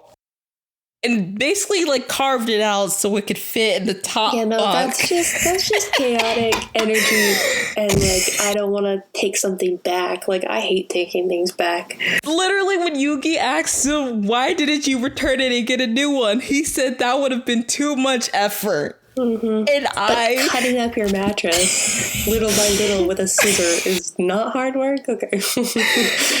Oh my god, I like kind of related because it was like, there's definitely been times I've ordered stuff and it wasn't what I ordered, or like, especially with food, and I just don't take it back unless it's like the one rare time I'm like, this is what I wanted, I didn't get it, I'm gonna go back. But like, I'm definitely that person. There's been so many times. My friend Alanis in college, one time she hit me up, she's like, are you in your dorm? I'm like, yeah, why? She's like, I bought this coffee and they got my order wrong, but I don't want to turn around and return it. Do you want it? I was like, sure girl, it's free coffee. Right. So she brought me a large like vanilla iced coffee. I'm like, perfect. This is what I drank anyway. Right. So I get it. Yeah, I don't care how much I hate whatever they put in my food and drink. I'm not going to ask for a different one. Unless my mom is there, and then she'll do it for me. Because I'm a child. If I'm with Precious, she'll do it. Especially for like her order though. But I'm just like, it's fine. I don't know what that trait is of our generation, but like it's so hard to tell people they're wrong. Is it anxiety? Do we feel bad? Like, what is it? Like, I don't want to inconvenience you for making a mistake on my order. Right. Oh god, that's got to be toxic. Oh no, it's not healthy, but we're not the only people that do it. Yeah. Especially if you ask other people our age, like, oh yeah, damn, this is more common than we thought. Yeah. Why do we all do it? So, yeah. All right. Well, let's get into more of the serious stuff. So, I mean, this was in the beginning, but like, I still wrote it down. So there was a part where they brought up Map of the Soul 7 and the On promotions and like, you know, the whole tour of getting canceled because of COVID. Because this tour, I feel like, looking at the dates and they were still going to add more, probably would have lasted them like a year. And this is speculation, guys, all allegations. I don't know if it's true or not, because I thought it was mentioned in the dinner, but it wasn't. So I don't know if this is real or not, but I saw something to where, and like, Namjoon did say like after On, he was starting to get like mentally drained. Like that was kind of one of the turning points where he's like, I don't know what to write anymore. I don't know what to talk about. But I heard this break that they're taking now, they were actually going to plan to do it after the tour for Map of the Soul 7. And if that's true, that makes a lot of sense, especially like y'all heard me go up for Black Swan. But I even talked about it. Like, that's a song where they express, like, their worries of losing their passion for what they love to do. And, like, if that is true, that song hits me differently now, and it makes a lot of sense. Yeah. And just the way they basically organized that whole album. So, there's that. Again, don't know if it's... Let's just say it's speculation right now. I don't know if it's true or not, but I wouldn't be surprised. But then they also talked about like the release of like Dynamite and Butter. And like they kind of said it jokingly, but they made me sad because they talked about how they release, you know, Life Goes On and Be in the middle of that and how that didn't get as much attention as like Dynamite and Butter. And I'm like, I feel the same way. And I'm like, that really sucks. Because honestly, at this point, I feel like B is one of my favorite albums. Yeah. So I could definitely put it in my top. Listen to Life Goes On more than all of the English songs. Right. I definitely bumped to like Disease and like Telepathy more. Blue and Gray still, you can't listen to it just because like I will break down. I'll have to be in a mentally stable place to listen to Blue and Gray, because if I hear the lyrics, I just want to be happier. That's it. Okay. Yeah, there's something special about the B album that other ones don't have, and it's sad that it wasn't as received as well. And I don't know if that's just like received by like, obviously the English songs are going to be more known internationally because some people aren't willing to listen to music that they can't understand. Yeah. But I'm surprised that it wasn't a bigger hit in Korea itself. Yeah. And then like this was also because or at least I was like through the journey, this was an album they got to participate more and like show themselves as artists, like especially individually and coming together as BTS to put their own ideas into the album. Because like they would go on YouTube live like either every week or every other week, just like showing us the process, talking about like the photo shoot that like V was in charge of, like picking out the wardrobe. And you know, just things like that. So I don't know. It just makes me sad. Okay, so let me get into the serious part. So like I just said about the map the soul. So this is where like the 22 mark, Namjoon starts like getting more serious and he talks about like the difficulties of him like being creative and like starting questioning the route BTS are going as a group after Butter and Permission to Dance. Oh, I also didn't mention this and I didn't know if I should say this like because of shade, but notice how they didn't put Permission to Dance on the anthology album. Yeah. Just saying. But anyway. Yeah, they didn't really talk about that song in general. They kept just saying, you know, Dynamite, Butter. They might. You know, no. We don't need to talk about it. I'm gonna move on.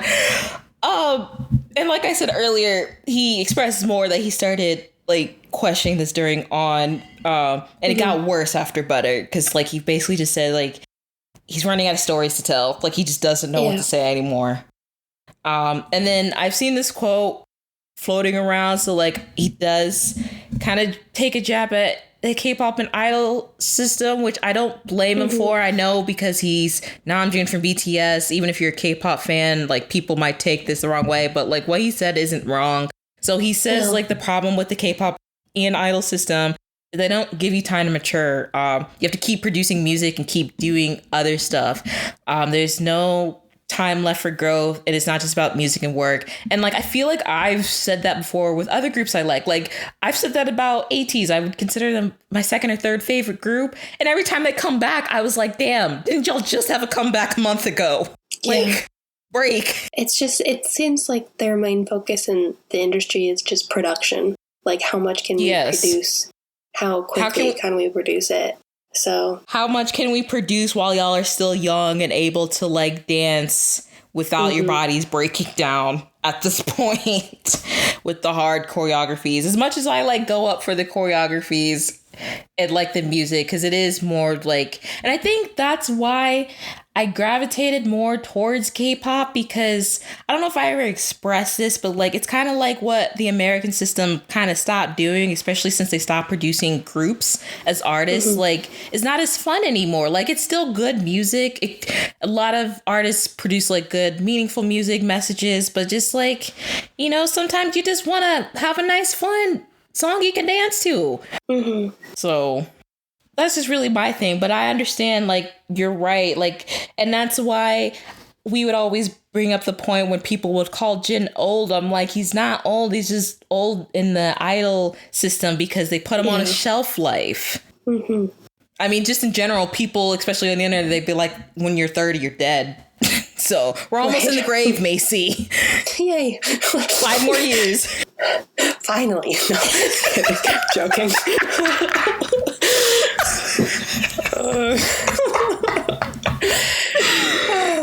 To quote one of my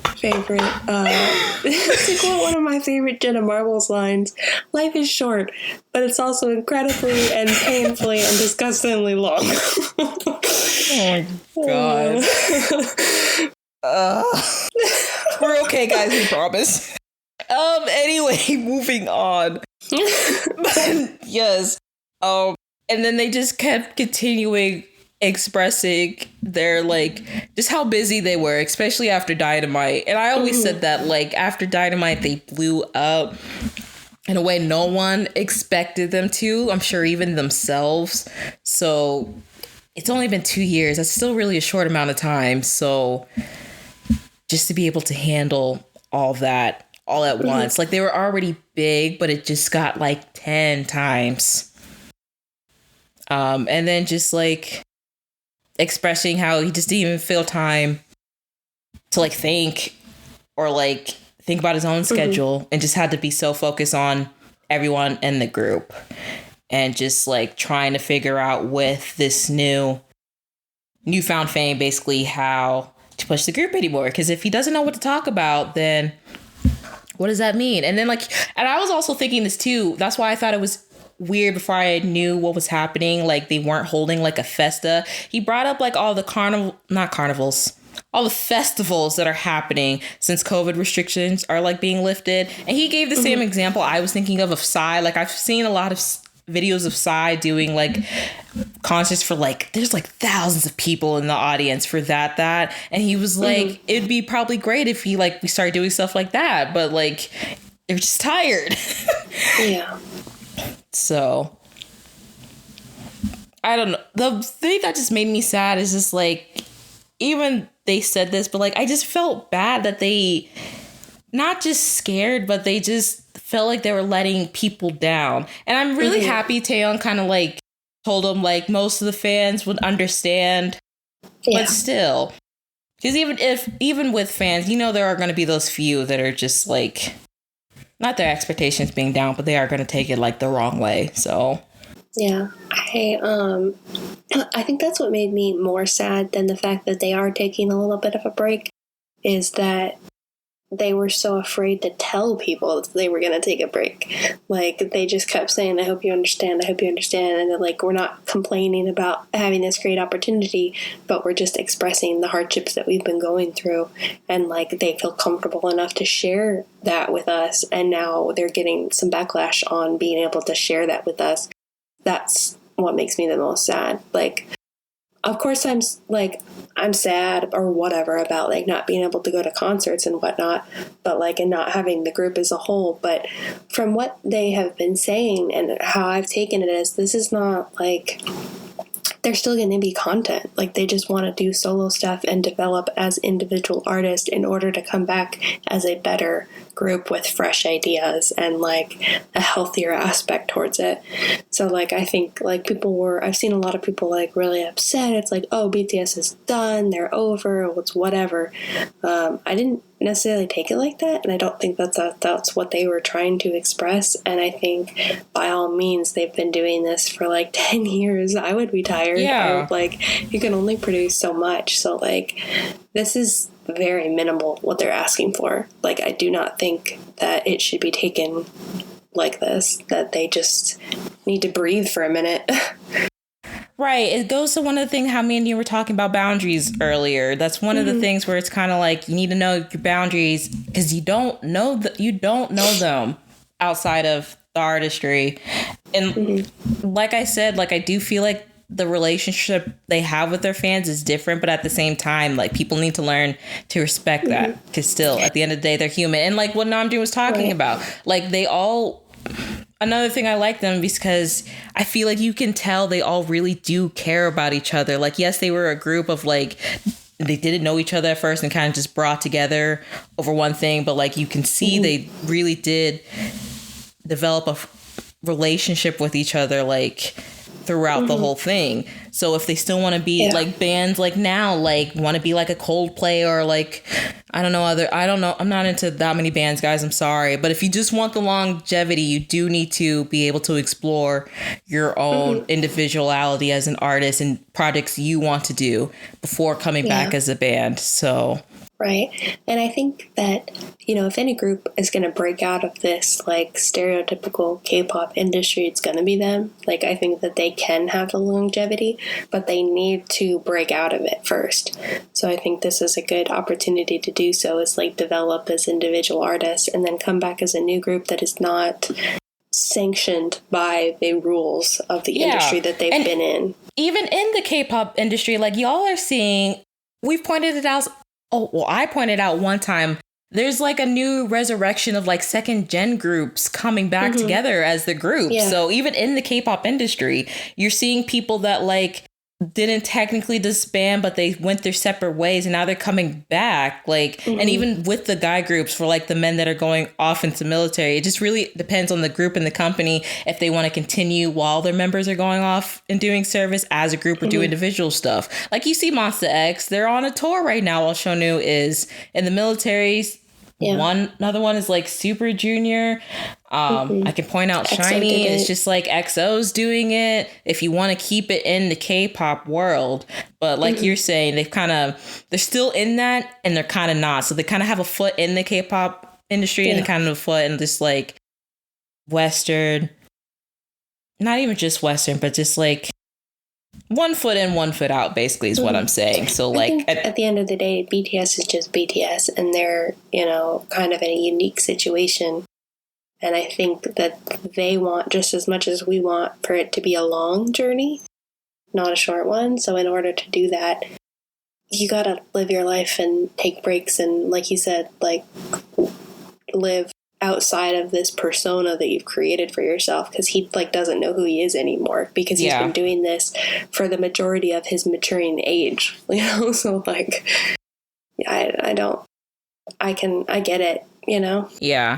Yoongi brought up how it's even hard for him now to write lyrics basically on the same page as like Namjoon, because like, and he brought up an interesting point where he's like, he's kind of over doing stuff to satisfy other people, but also he said something that really struck me where he's like, at the beginning he lacked the skills but had all these ideas. Now he has the skills and he has nothing to say. So that really says a lot. Yeah, I'm actually really, really looking forward to what their individual sounds will sound like. Oh, I'm so excited. BTS has a certain sound, or whatever you want to classify it as, so I'm curious.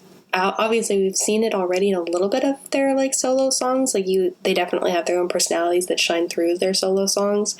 But when it's really totally up to them, from like production and lyrics and whatnot, like they have creative control completely over their stuff. I think it's going to be really interesting to see that, and I'm looking forward to it. Like even you mentioned something about like, if I had my own concert it would be boring, so like, but he's thinking about having his own concert, which is so cool. Which I kind of had a problem with that, because he was like, if I just rapped, I'm like, there are actual rappers out there who just rap, it will be fine, and you're fine at rapping. I understand, like, and that's great that you want to do other stuff, but I don't think people would be upset. But also I wanted to bring up that you mentioned it, like with their solo activities, I hope they still don't get burnt out. Yes, no, I want it should be, I think hopefully the idea of this is they're taking a break for like health and resting and whatnot, and also just self-discovery. So if they happen to produce some music through that self-discovery, that's what would be healthy and good, and what I'm looking forward to. Because I know Jin brought up a thing where he was talking about like he felt bad just taking a rest and laying down, and then Yoongi sent him his schedule and he was like,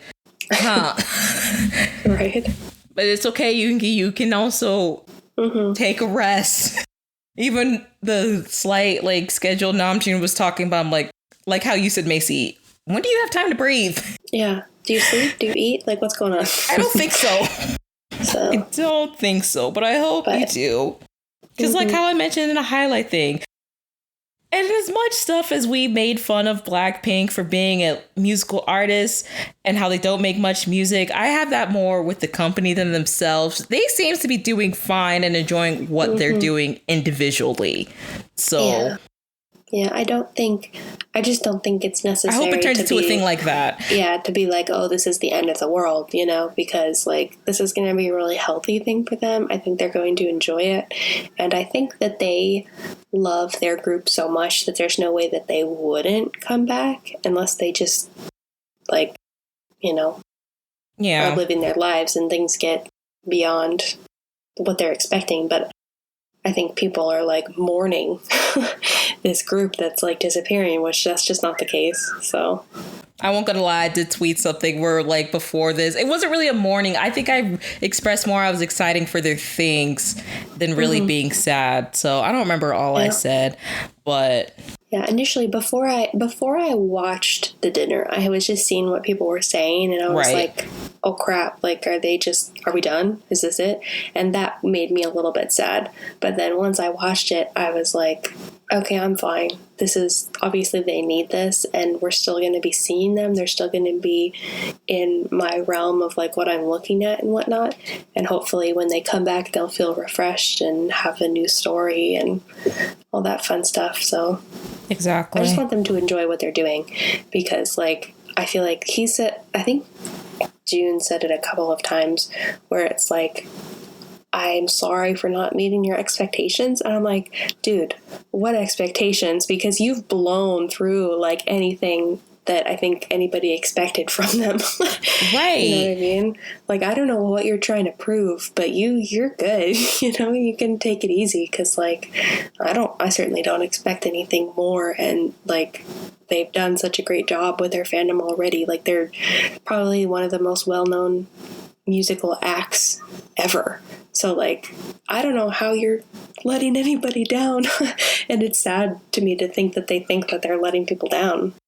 So, especially Namjoon as the leader. And he said some other stuff too, like how when they were getting more famous, like especially with the English, it was hard for him because he really is the only one for now that is the most fluent in English. And he's like, these interviews are hard because like I can't speak for the other members because I'm not in their mind, and it's hard for translation to really like express how they want to talk about something. So like he says sometimes he felt bad because he felt like he was talking for them, and that's not really what he wanted to do, which makes sense, especially when you're trying to translate different like that's why I always enjoyed like when I watch interviews and he would get to speak his native language and they had like another translator, or like they would translate it themselves, because it gets them all a chance to express themselves. Yeah. So, and I just think it hits him the hardest because, like I said, he is like the leader. So, and in charge of a lot of stuff. He's got a lot of responsibility on his shoulders that, you know, for not even being the oldest. I think it's gone a little too far. So I think it's really good that they're going to take a break from it, despite what other people might be saying and be upset about. So, especially towards the end when he started crying. Oh my God, and it was I can't watch any of them cry, but like... Especially the members that barely cry. Like him, like... And I think we're kind of like the same. We're like, we don't cry a lot, but if we do, it's kind of just like, oh my God, like this is serious. Like they're really tired. Like I remember, I don't know if I said on the podcast, I think I said, I think I scared you when we went to go see them in New York and we were waiting for our plane. And we were just kind of sitting there. You saw me just started crying. I like, just started bawling. I mean, there was other stuff that was going on, and I expressed it was mostly because the text my brother sent me, and it was just thinking of that whole week we had. Like, I had so much fun. Like, I just got more emotional than I thought I would. But it's just like that. It's just like you can tell, like he's really tired. And I feel like I've pointed out stuff before where I said it looked like they're tired, but like I can tell they're exhausted. I really need them to have this break. And for everyone that's showing and sharing those memes and videos of him crying, please stop, because it's not funny. It's really not funny. It's so heartbreaking, because it would be different if he was just, you know, if they were just, like, as an example, if they were just leaving and he was just like getting emotional about the times they had and whatnot, but he is breaking down crying because he's just so tired and he doesn't have anything more to give, and he doesn't want to say that he doesn't, which is so sad. That broke my heart more, and I'm glad I waited to watch the video, because if I watched it when it dropped like everyone else, I would have been sobbing. I know Zarya texted me, she was sobbing, but it was like, that just makes, and like sometimes I'm sitting here, I'm like, is it also my fault? Because like how I was saying earlier, how I kept expressing like, I don't know what's happening, but like they're going to go on tour. I can't wait. And I'm like, I'm not disappointed though. If you need a break, you need a break. And that's why I think that's admire them about like they're so, they're at the top right now. They're so high. For them to be as high they are right now and saying like, we need a break before we literally burn out and just like give up on this completely. I respect that a lot. Yeah, I think there's a difference between, you know, like, of course you're excited about new concerts and new albums. Like, that's part of what's keeping them going, is being excited about that stuff. And like, of course you want to support it when it comes out. But what I think people are missing is that, okay, we were excited, but now listening to what they've had to say, you should be able to understand where they're coming from. And like some people aren't understanding. They're taking it as like, oh, they hate us. They don't want to do this anymore. They're giving up. Whereas like, no, that's not what they're saying. Like you're not listening to what he's saying. He's just tired and he doesn't want to just produce music to produce music. He wants it to be good music and have a message and all that stuff. So you have to take a step back sometimes. Like every artist has art block and like gets tired. So like, do you want him just to be a machine that produces stuff that doesn't mean anything? Or would you rather give him the break that he deserves and like be happy doing it? Because listen, we can see the difference between when they were making stuff out of their own enjoyment and for their passion and when they were making stuff just to make stuff. And yes, I will say Dynamite and Butter and Permission to Dance. I'll say it because you can tell the difference. And I understand what he meant by like he was starting to lose his way. Like I will go up, especially for Dynamite, especially the time that it was. And I'm glad they did it to like try to bring some type of joy for the fans. But like that's where a lot of their criticism was coming from, too. I don't know about Korean media because I don't follow Korean media like that. And I can't translate the articles that do come out. So I don't know. But I know especially like longer term K-pop fans, you know, how they like to pick at them like, oh, they're becoming too westernized. Which what does that even mean again? Because K-pop is derived from Western music. So I don't understand when people accuse a K-pop group of becoming westernized. What are you talking about? It's all the same to me. No, besides the way they train and put out music is different. But other than that, I don't see the difference. No, I think it's the same as well. I think more so than anything is that they don't need to force themselves to sing in English. That's what I would have the most problem with. Like, it's not westernized. It's because the music... Like, do it because you want to, not because you're forced to. Yeah, the pop music is westernized already. It's just like... I think what he was saying is like, I don't necessarily think that they should be singing in all English because 90% of them don't speak English, so they can't express themselves how they want to. And the lyrics are, we talked about this in the past, the lyrics are much more basic. Like they don't really have a meaning. It's just a fun song, which those songs have their place. But to keep going and moving forward, they're not an English group. That's not how it works. That's not their main language. That's not how they express themselves. Because like even with the Korean songs that I listen to and love, like,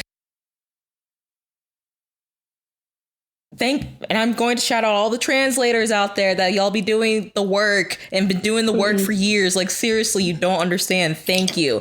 Like when I go onto like either their Twitter accounts or if they make their own websites and they just explain like, you guys don't understand some of these lyrics are just so deep, like within their culture and just like the things they've experienced. And like, that's kind of the same with English, like even with English artists here. Like deep, meaningful songs. Sometimes you have to understand the language. And then like if it's from a specific culture, understand the culture and just like so many things that goes with it. I've always hated the argument like, oh, learn English because you're so big over here. No, it is not their responsibility to learn English if they do not want to. It's your responsibility. If you want to listen to their original music, you're going to have to put in the work to understand it. Even if you don't want to learn Korean, just do your research. You can find, like I said, I just shouted out a bunch of translators. You can find plenty of translators that like take their time out of the love for the artists that they enjoy to share it with the world. Or like even articles. And that's breaking down what every little thing in their songs and music videos mean. So there's no reason to be ignorant. Yes. I'm still upset with like also American media is taking them this long, like because K-pop's getting so big to like start translating on their own and actually hiring professional translators. And I won't even say that for K-pop because they do that for anything that is not English. So I love me some Bad Bunny. He's great. But that's just an example like outside of K-pop. Right. Like I would consider myself a more casual listener because I don't go deep dive. I do on some, like when I want to know what something means, I'll do my research to figure it out. But you can also just enjoy music to enjoy music. You don't have to know every little thing. Yeah, that's something I started learning as I got older, really. Like, and I think that's why I like dance music so much, because there's a lot of dance music I listen to that don't have lyrics, but you can just, you feel it. So. Yeah.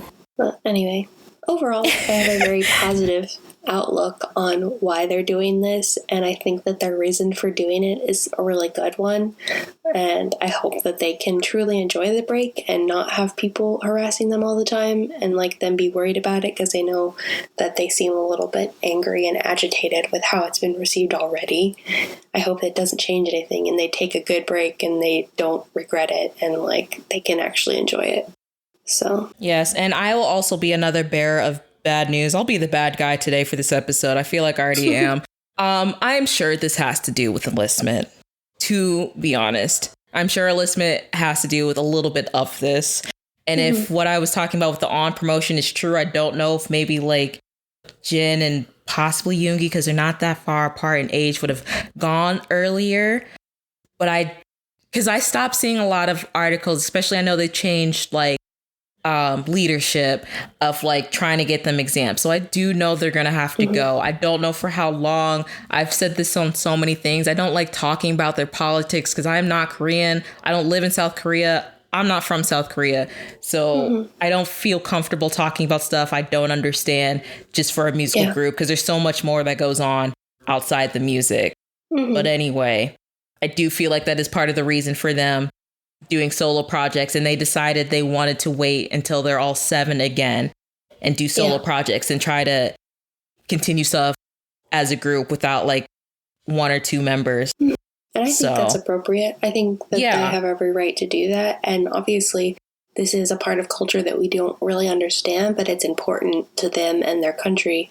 So if they're wanting to go and do this, they have every right to be, and you should be understanding of it, because it happens all the time with other groups. So why can't it happen with them? It's not like this is uncommon. So again, I don't understand. It's not like they're doing anything different. And I think we've also said in the past that it just wouldn't be the same if one of them was missing. So I kind of like the approach that they're just going to be soloists until they're all back together, because I think it would just be odd if one of them was missing. So... And like even Jimin said in the video, he's like, yes, he's not a solo artist. He's a member of a group, but he also wants to like explore, you know, his interests, likes and dislikes as an artist himself and grow as himself. And that growth can be put into when they come back together. So it's like, I just see it as a good thing. I mean, I know like obviously when this came out and then when I rewatched this, I don't know if you saw it, but I think they changed it because I didn't see the word hiatus in there like at the beginning, but I wasn't paying attention. So I don't know if it's still in there or not. I blame One Direction because all the media was like, oh my God, they're breaking up. It's a hiatus. There's disbanding. No more BTS. What's the next K-pop group that's going to replace BTS? Like, shut the fuck up. Yeah. Please. So I just watched this last night, so it would be fresh. I did too, actually. And I saw the word hiatus and disbandment. Okay, so it is still there. At one point, but not in the beginning. And it was, I don't remember who was saying it, but it was like, it's we're not disbanding, or a hiatus, or whatever you want to call it. It's just like a break. Said that. So yeah, so I think they refer to it as a break everywhere else. And he mentions those specific words at one point, but I don't think he's saying that they're taking one. I think he's saying that's not really what it is, you know? Yeah. They're taking a break as a group, but just not as their own personal schedules, basically. Yeah. And I also saw that, like, not them, but like the company had to come back and like clear up stuff, because apparently I know nothing about the stock market, and that's why I kind of wish the fees was still here. But apparently Hype's stock went down like 20%. Well, geez. Which is a lot. And apparently I found this Bloomberg article I'm attached at the bottom, because I really feel like it's a good article talking about like a brief summary of their stocks without being too biased of like what's actually happening with BTS. But I got from that article how it said it went down 28%, wiping out $1.7 billion in market value, which is the lowest on record since they went public as a company.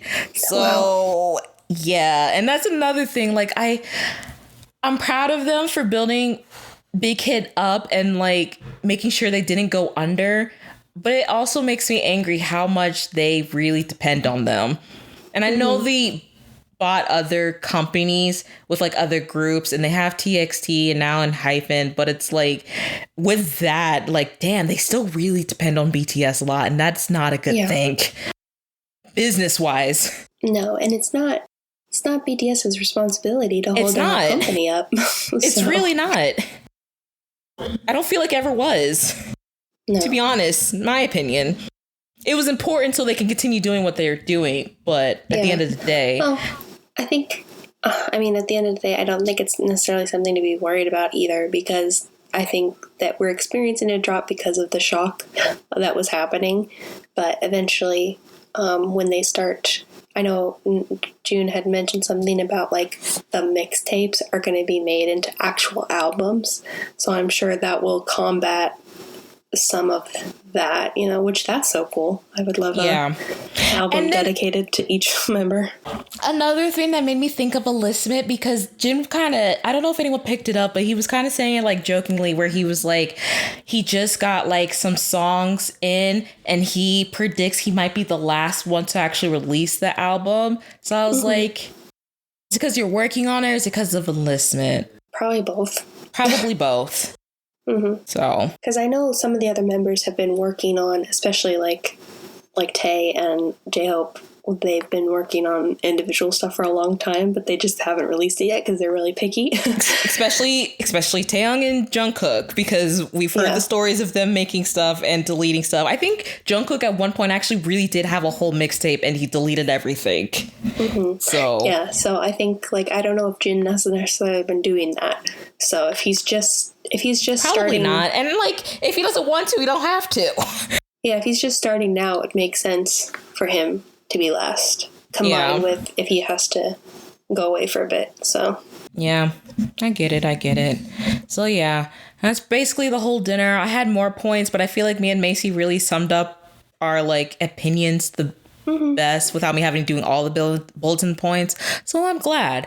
And then the day after, we had to come up with some clarification. So first we'll start off with, now I know Tay did a V Live before the video drop, but I didn't watch it, so I can't speak on his, but I did watch Jungkook's. So just real quick, like brief. And I think his title's literally like, I'm coming in to clear up some stuff. Yeah, like it's V Live from everybody home. Stop freaking out. Calm down. Yeah, deep breath. So, like, he did his under 10 minutes, so he was like, all right, guys, come on now. He's like, I went to bed, I went out with my family, and I come back to this mess. So he said he woke up to a bunch of articles talking about them breaking up, and like he basically wanted to reiterate that they're not disbanding. And even now, did people forget they just dropped Proof? They're still doing stuff to promote Proof. They're still doing stuff as a group. This is not happening like right now. They still have plans. So just that, basically to say they're not disbanding, but I thought it was so funny how he mostly came on to clear stuff about himself. The mattresses. The mattresses, and I guess they were making fun of him about like he has a bunch of air diffusers, which I never really paid attention to. I wonder if they have so much because of their air quality over there. Or he just likes his room to smell nice. I don't know. I guess, but it was like, he was like, I just have a bunch because I don't have a place to put them. So that's why they're on the floor, guys. And then the thing with the mattress, he's like, I wanted to clear that up because he saw some stuff online. They were just over exaggerating. Like, they're teasing me. Yes, I do have more than one mattress, but like, it's just nice to lay down whenever he feels like. And I was like, Jungkook, you can get a couch. Right. Or you could go in your room to lay down. The more I learn about him, I just adore this man so much. Right. He's just funny. Maybe he's got a mattress there so that Bam can get on it with him. So it's like just straight up on the ground. I don't know what the situation is. I don't know, because he seemed like those mattresses were for him, not for the dog. But do you, Jungkook? That's all I have to say. And then, of course, I adore him. I do. I really do. So much to my like chaotic Gen Z brain. Like I try to be normal and then I just fall into whatever that is. Did you know he was drinking wine with ice in like a coffee mug too? I did not. Do you not own a wine glass? Let's pretend y'all just moved in. I don't know if that's a tradition in Korea like it is here to give people housewarming gifts. Can one of the members please give him a housewarming gift for some wine glasses? Right. Or maybe he just didn't feel like taking them out. Maybe he does have them. He just didn't feel like using them. I don't know. Yeah. Or he doesn't care. It's a cup. It works. That too. He's like, it holds it like every other functioning cup. It don't matter. Which respect. Yeah. I just thought it was funny. Yeah, and then the rest was just like him answering questions, talking about his day, doing karaoke, and I was washing also like dishes while he's saying washing dishes, and when he's doing karaoke, being I'm like, sassy. do you not have neighbors? Well, if he lives in a house, it wouldn't matter. Does he live in a house or an apart? You know what? That's none of my business. But still, it was just funny. And he said something how he's not a great singer. You're a great singer, Jungkook. Stop talking like that. That's all I have to say. So, yes. Again, and then just real quick, I'm trying to be as quick as possible, guys. I know we've been here forever with all our technical difficulties. Macy, still there with me? Yeah. Okay. You just started, you're fuzzy a little, so I just want to make sure. I'm also having some Wi-Fi issues. So I'm just trying to, it's getting better, but I don't know what's happening. Okay. Give me 10 more minutes and then we're almost done. So let me bring up the letters that Taeyong and RM posted on Weverse. So of course they're translated. I'll shout out one Twitter user that I follow. I think I've been following her since I got into BTS, but her username is like BTS translation 7, and in her handle, I think her name is Clara.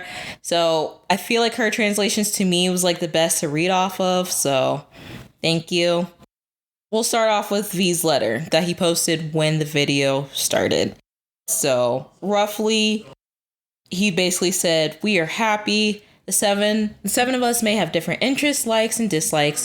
We may have different personalities, and we may live life differently. But because we think of our army with one heart, we knew Run BTS had to continue." So that means more Run BTS, guys. And I'm excited. I love Run BTS. It makes me laugh so much. And they look like they have fun doing it. For the last 10 years, we never stopped looking up towards what awaited us. We were scared. We sacrificed me for us, for our team, and there was always happiness, but undoubtedly closely followed by the exhaustion and difficulty that came after. And now this is just the beginning. The first footsteps we are taking to ensure we will remain together as Bangtan for a long time, and I have no doubt that our armies will love to see our growth in our own ways. The purple string of fate that ties army and Bangtan together is strong and will not ever break. Moving forward, I hope you'll join us and continue to watch our bond only deepen and strong together. We love army so much. And then I don't know if people understand that reference of the purple string. I know that's a thing in like Korea. It's a red string though, where it's supposed to like when you like on your pinkies that connect your faded one. Yeah, your soulmate. So he's basically saying that's how army and BTS are, but with purple because our colors are purple. So yeah. Any thoughts on that, Macy? I think that what he said is great, and I think people are ignoring the fact that they're not going anywhere. Just calm down. It's just like they're just breathing for a second. But I like what he said. You know, it seems very positive. Obviously, they have no intentions of like giving up. They just need some time to reflect and grow. And then I'll move on to Namjoon's, because when I saw it, because, you know, it's all in Korean. So I was like, oh, my God, this is long. I don't know if this is good or bad. And I did hit the translation on Weverse, which aren't the best. And as I was reading their translations, like, oh, God, he's pissed. Like, y'all don't already piss this man off. Yeah. Someone I saw on TikTok, she just read it out. Like, so I have heard his whole letter by someone who translated it. Like, she even did it in like a more serious tone to like give off what he was giving off. Yeah. So poised and professionally, but I could tell he was like over it. So again, by the same translator that I use on Twitter, I got hers translation. So this is what she wrote that he basically was saying. So he said, and he posted this the day after the video came out. After the video aired yesterday, I received the most messages since the day of debut. Can we talk about how the most messages since they debut out of everything they've done? It's insane.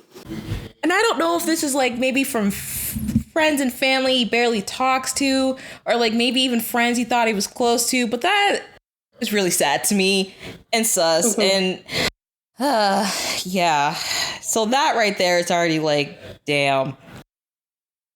I noticed many of the article's screenshots and such were titled with charged keywords like disbandment, stopping activities, announcement, etc. It's not that I didn't see this coming, nor can I say I wasn't ready to see the headlines, but I cannot deny that it didn't feel good, and it wasn't our intent for people to pick apart a video where we were spilling tears and pouring our hearts out. The video was intended as in its name as an informal Bangtan team dinner solely dedicated to our army who were joining us in celebration of 9 years of debut. I understand there could be comments from outsiders like they're being dramatic or they're saying that because they're successful, but what artists, what fans would have come this far nearing 10 whole years if they hadn't weathered those comments? There has to be something special between us, Bangtan, and Army to share nearly 10 years together without pause. Faced with the question, we've expressed this exact sentiment in countless hundreds of interviews. It's not easy to describe in a few words. In any case, what we shared in the video was a confession of sorts, a response to all of our fans who, through all this time, gave us their everything without asking for a single thing in return. As those of you who watched the video may know, the title Yet to Come precisely suggests that this moment is not the end. This, exactly as it is, was what we wanted to say. Seeing the screenshots of me crying my eyes out, being shared again and again, it even made me think, maybe I shared too much, I should have stayed quiet. It appears that my attempt at sharing honesty became the root of too much understanding and chaos. The main point of what I would like to share, we're not trying to make some claims that 2 equals 1. We opened our hearts, mustered the courage to tell you that 1 still equals 1. Then you walk through the honest feelings that we felt through the process. I have complete confidence, no doubt, that our armies know us, will understand exactly what we say as we say it. Everything we said in the video was shared exactly as it was intended to be. As Jungkook and Taeyoung both shared, as on V-Live, we've always candidly discussed our long-term future as BTS. Of course, we had our own disagreements, but we were kids in our teens and 20s, learning to mature and live among others for the first time. I understand this letter may be perceived as making another fuss, and I fear I may be another person adding fuel to the fire of noise. I wanted to set the record straight. As a person who was responsible for sharing the most that night, I want to thank every single one of you who watched the video, shared your positive support and love, whether from close or far away, whether it may be as a team or an individual. I'll work hard to show you real growth. Thank you. Mic drop.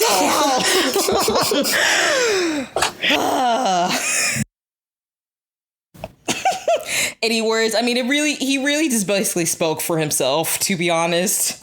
Yeah. I don't know if I could say more to that. I'm upset he had to do that, but people are not taking what he said it in his thing, but people are not taking what they're saying at face value and like freaking out over like the idea of them just stopping when, obviously they have things going on and they're people and they need to live their lives and whatnot. So, and like, just because they're complaining about the hardships that they went through doesn't mean that they aren't grateful for like how they got there and how they've developed. So I don't know. Yeah, I mean, I think he said it fine. And then even at the end, like he even pointed out in this letter, he's like, even with me saying this, it's not going to make a difference because there'll still be people out there that'll twist what he's saying, still consider him being like privileged and he's just complaining and all that. So you're never going to make people happy, but like still just to come clear the air, which once again, they're not disbanding. Mm-hmm. And hopefully real fans will still be there even for their solo projects. I think they will, because I think there's a lot of people like us. It's just a lot of people that you see on the internet right now are the ones that are freaking out. So... or complaining. Yeah. So, yeah. Before I get into the solo projects that were announced, I was debating if I wanted to share this or not, but like I saved this screenshot. It mostly talks about Twitter, but I feel like this basically sums up what happened the past 2 days. And it's a tweet I've seen circulate like regularly, so I don't know who actually started it. But it says Twitter is the only place where articulated sentences still get misinterpreted. You can say, I like pancakes, and someone will say, so you hate waffles? No, bitch, that's a whole different sentence. What the fuck are you talking about? And that's what I feel like it is. Like, they didn't say they're Hispanic.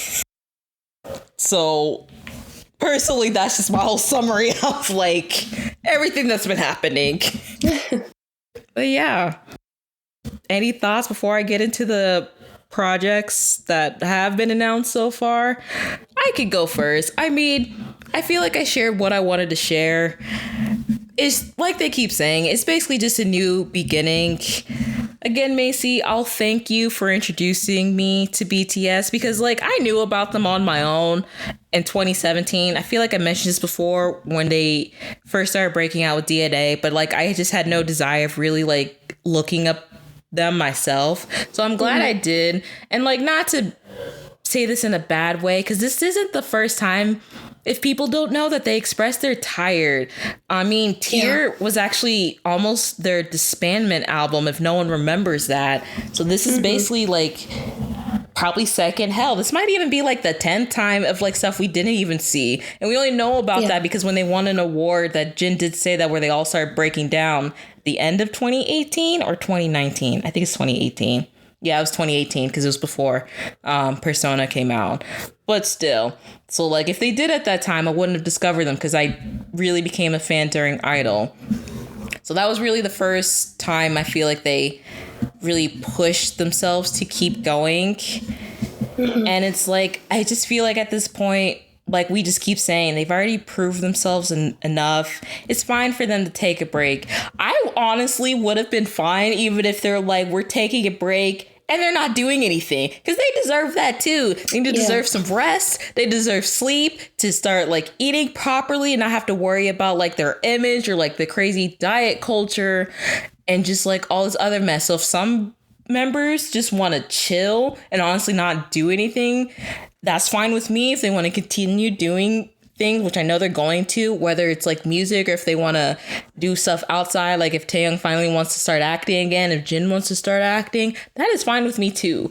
I feel like I'm at this point where like I will be there, and like I expressed earlier, I don't regret like being their fan. So like it's been fun, even though I haven't been with them since the beginning. I still feel like I grew up with them because like I got in my early 20s. I'm in my mid 20s now, so like I got to spend my early 20s with them, and like I just had fun. A lot of my great memories, especially with like you and like other friends we met, are just like full of so much joy. And I'm glad BTS were a part of that. And also thanks to BTS, like I feel like it helped me break the ice more because I am introverted. Like I never would have met Nafis or Brianna. I would have known Nafis, but I don't feel like we would have gotten as close because it was our like manager when we worked at the library who broke the ice for us when they're like, so did you know Simone is into BTS? And me and Nafis looked at each other like, oh, you like BTS? And that just started something when she saw Brianna at the Korean festival we went to, which I never would have went to if it wasn't for BTS. And I met her and then we started talking about it. She's like, oh, you like BTS too? And that's the same with Sam at like when we were learning the Korean language and just like other stuff I never would have thought. Like you heard us talk about like when we watched on like in the middle of the night and stuff. I've done so much I feel like I never would have done on my own or for anyone else. So like it was tiring, but it's just fun stuff I can look back on. So honestly, at the end of my rant, I'm just like happy I could share happy moments with them. Just want to thank them for that. And then like I was going to say I wish them happiness, but like it made me think back on our 1-year anniversary. I hope they're able to find contentment in their life because I feel like that's more powerful than happiness because contentment lasts longer. So that's all I really want to say. I think to add to that is like I am happy with all of the memories I've made thus far, even if I don't get to make any more. But I'm like, obviously, I think we're hopeful and they're saying that they're going to continue. So, but I am already more than grateful for what I've already received. That like, I think it's just nice to take a step back and let them also, you know, just reminisce and grow and take a breather. So, and like we say, we listen to other groups, but I know they're not going to hit like BTS does for us, but still. So I'm just excited for them. I'm happy for them, to be honest. Like, I'm more happy, honestly, than anything else. Yeah.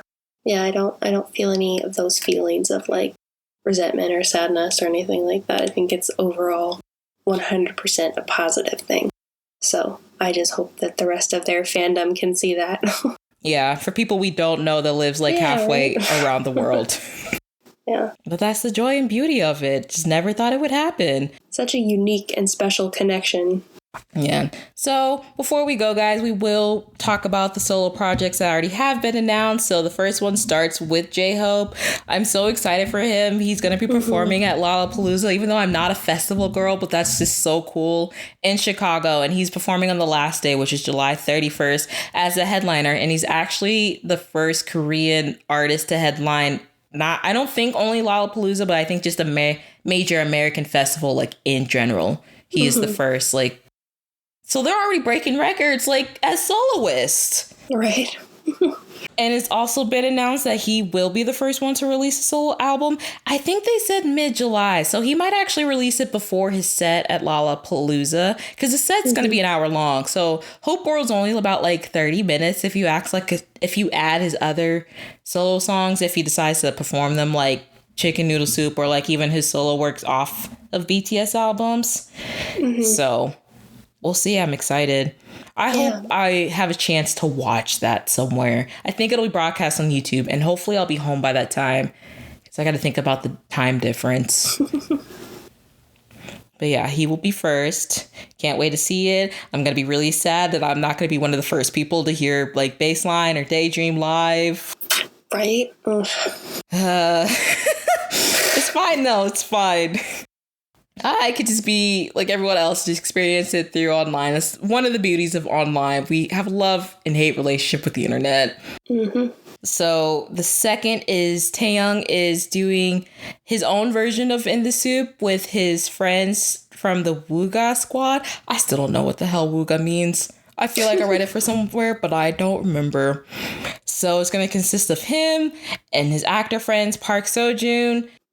Still can't pronounce his last name right. I don't know if it's pronounced Choi or Che Woo-shik, Park Hyung-shik, and musical artist Peak Boy. I hope y'all know who at least Park Seo-joon is. I mean, like, come on. Right? One of the best Korean actors of all time. I'm excited to see him in the upcoming Marvel movie that's going to come out next year. I hadn't heard he about was gonna that. he's gonna be in a Marvel movie. I'm like, damn, Really man. cool. You get your own Marvel superhero, you've officially succeeded in life. Yes. So if you guys don't know who those other people I said are, I'm sure you do. And at least 3 of them were on that one drama V was on, Hwarang, together. So just look up. I'm sure if you're into like Korean dramas, you've seen them. I wrote them down, but this is already long enough, so I just can't say what they've been in. So, and then just released the other day, Jungkook announced that he has a song coming out with Charlie Puth called Left and Right. That'll be out June 24th. Yeah, I'm not going to lie. What? Go ahead. No, I was going to say, I know Charlie Puth, obviously. If you ask me to name one of his songs, I can't think of any. Yeah, he recently came out with, I think it's called like Light Switch or something. I really like it. But I saw he made a TikTok with Jungkook, and he's like speaking English in it and whatnot, and they're like talking about the song or whatever. I watched it. It was cute. I know some fans don't like Charlie Puth. I don't know him. I don't really care. But I'm still only going to listen to it for Jungkook. So I think he's pretty talented, but like that's just, it doesn't really matter. But it don't matter. Not everyone, like we keep saying, not everyone's going to like everyone. I don't have a problem with him. I don't know him. I don't listen to his music. But I'm just saying, this song, obviously, I'm going to listen for Jungkook. I think he has a hand in a lot of production, so you may have heard stuff that he was involved in and just not known that it was him. Maybe. And then, you know, a lot of his songs are on the radio, so. I don't listen to the radio like that anymore. Well, just when you're, like, walking around in a store or something, like. Oh, yeah, if a Charlie Puth song is playing, I have no idea. Exactly. So I have a feeling that you've probably heard a lot of them, but you wouldn't even know. Didn't he do a song with Selena Gomez? I think I got it mixed up when I was talking about... Yeah, no, didn't he? I'd have to look it up. I don't know. Girl, I don't remember at this point. Anyway, that's pretty much it, guys. We're done. We got through it with all our technical difficulties. This I'm is so still struggling. long.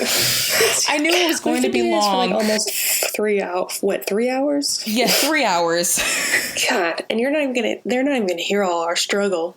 There's like a lot of that. We spent like an hour.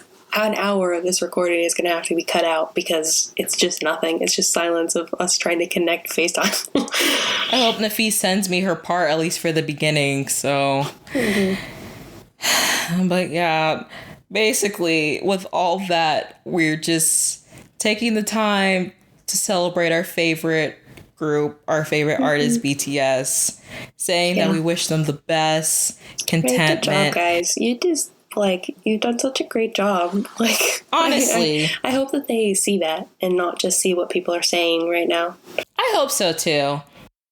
It's easy to get distracted with all like the negative noise. So another thing I just want to say real quick. I just want people to leave people alone. That's really it. Yeah. I want people to leave BTS alone. I want people to leave even the fans. I want people to leave like people that don't like them alone. You do not have to attack everybody that do not like BTS.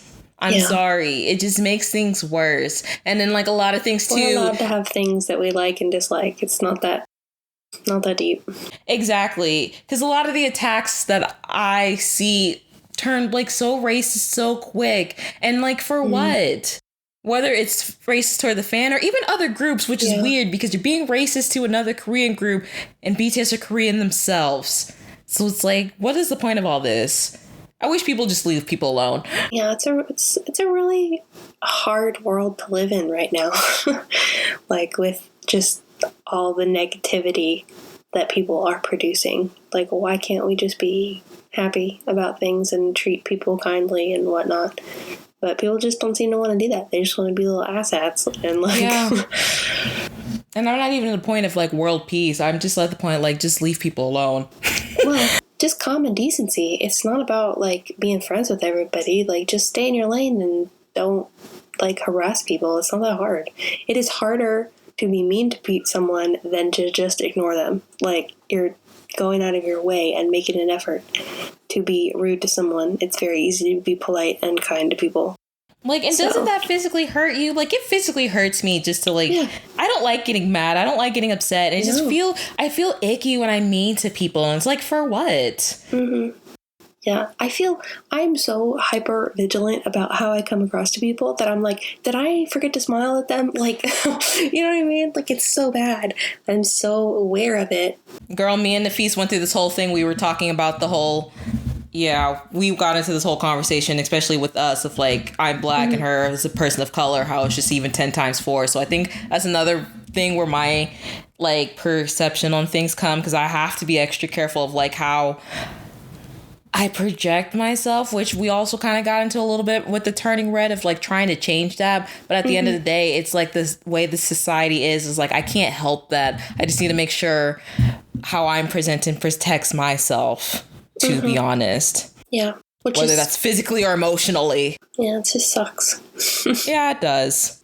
People just can't be themselves, but like not be at each other's throats either. Like, I don't know what's going on right now, but focus on me and how I can improve rather than worrying about other people, which I hope that they can do that too.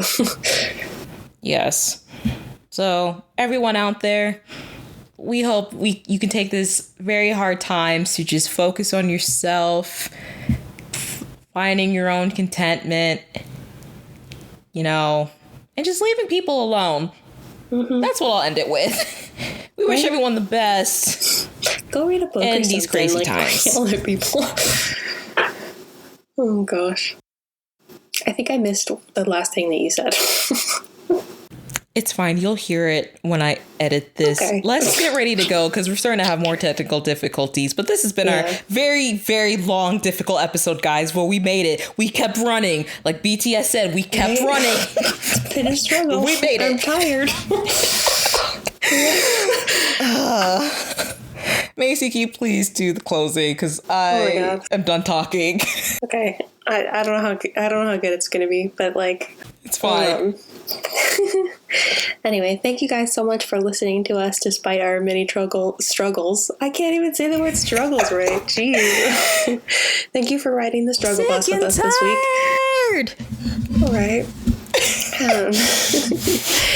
Anyway, you go listen to reminisce on BTS. Go listen to BTS. Let us know if you want to, if you like this kind of content. I know we got a little more serious in this one. So if you like this kind of stuff, you can. I feel like this has been the most serious we've been. Even with Turning Red, this is the most serious we've ever been. Yeah. So I mean, for the most part, I like when we do fun things, but this is like a little bit of a change of pace, so let us know how you feel about this kind of content. You can find us anywhere on social, well, not anywhere. We have Instagram and Twitter at I Was Thinking Pod, and you can email us any suggestions at iwasthinkingpod@gmail.com. Yes. There you go, Macy. We're almost there. All right. Thank you so much for listening. Don't come for us. And we have more. Don't come for us. We have more content coming out, guys. We have more of the games. We have more movies and animation that we want to talk about. So this is a fun time. Like BTS is closing out one chapter and you're starting a new one. I feel like we are as well as we continue with this podcast. So we wish them the best, and definitely make it go up from here. So exactly. And when they do their solo stuff, we're going to talk about it. So well, there will be much more BTS content, hopefully just more fun stuff. And then we just wanted to talk about this because it's relevant and get our opinions out there. And now that we can focus on the new things to come. So I hope you'll stay tuned. Yes. Thank you guys for listening. And we will see you next time, whenever that is, because we don't have a set schedule. But thank you for sticking around for this long. Chaotic and we don't know what we're doing. But thank you for listening to our chaos. Okay, bye. Bye-bye. Go get it, go get it, go get it, go get it, go get it. I need that word. If you live fast, let us die young.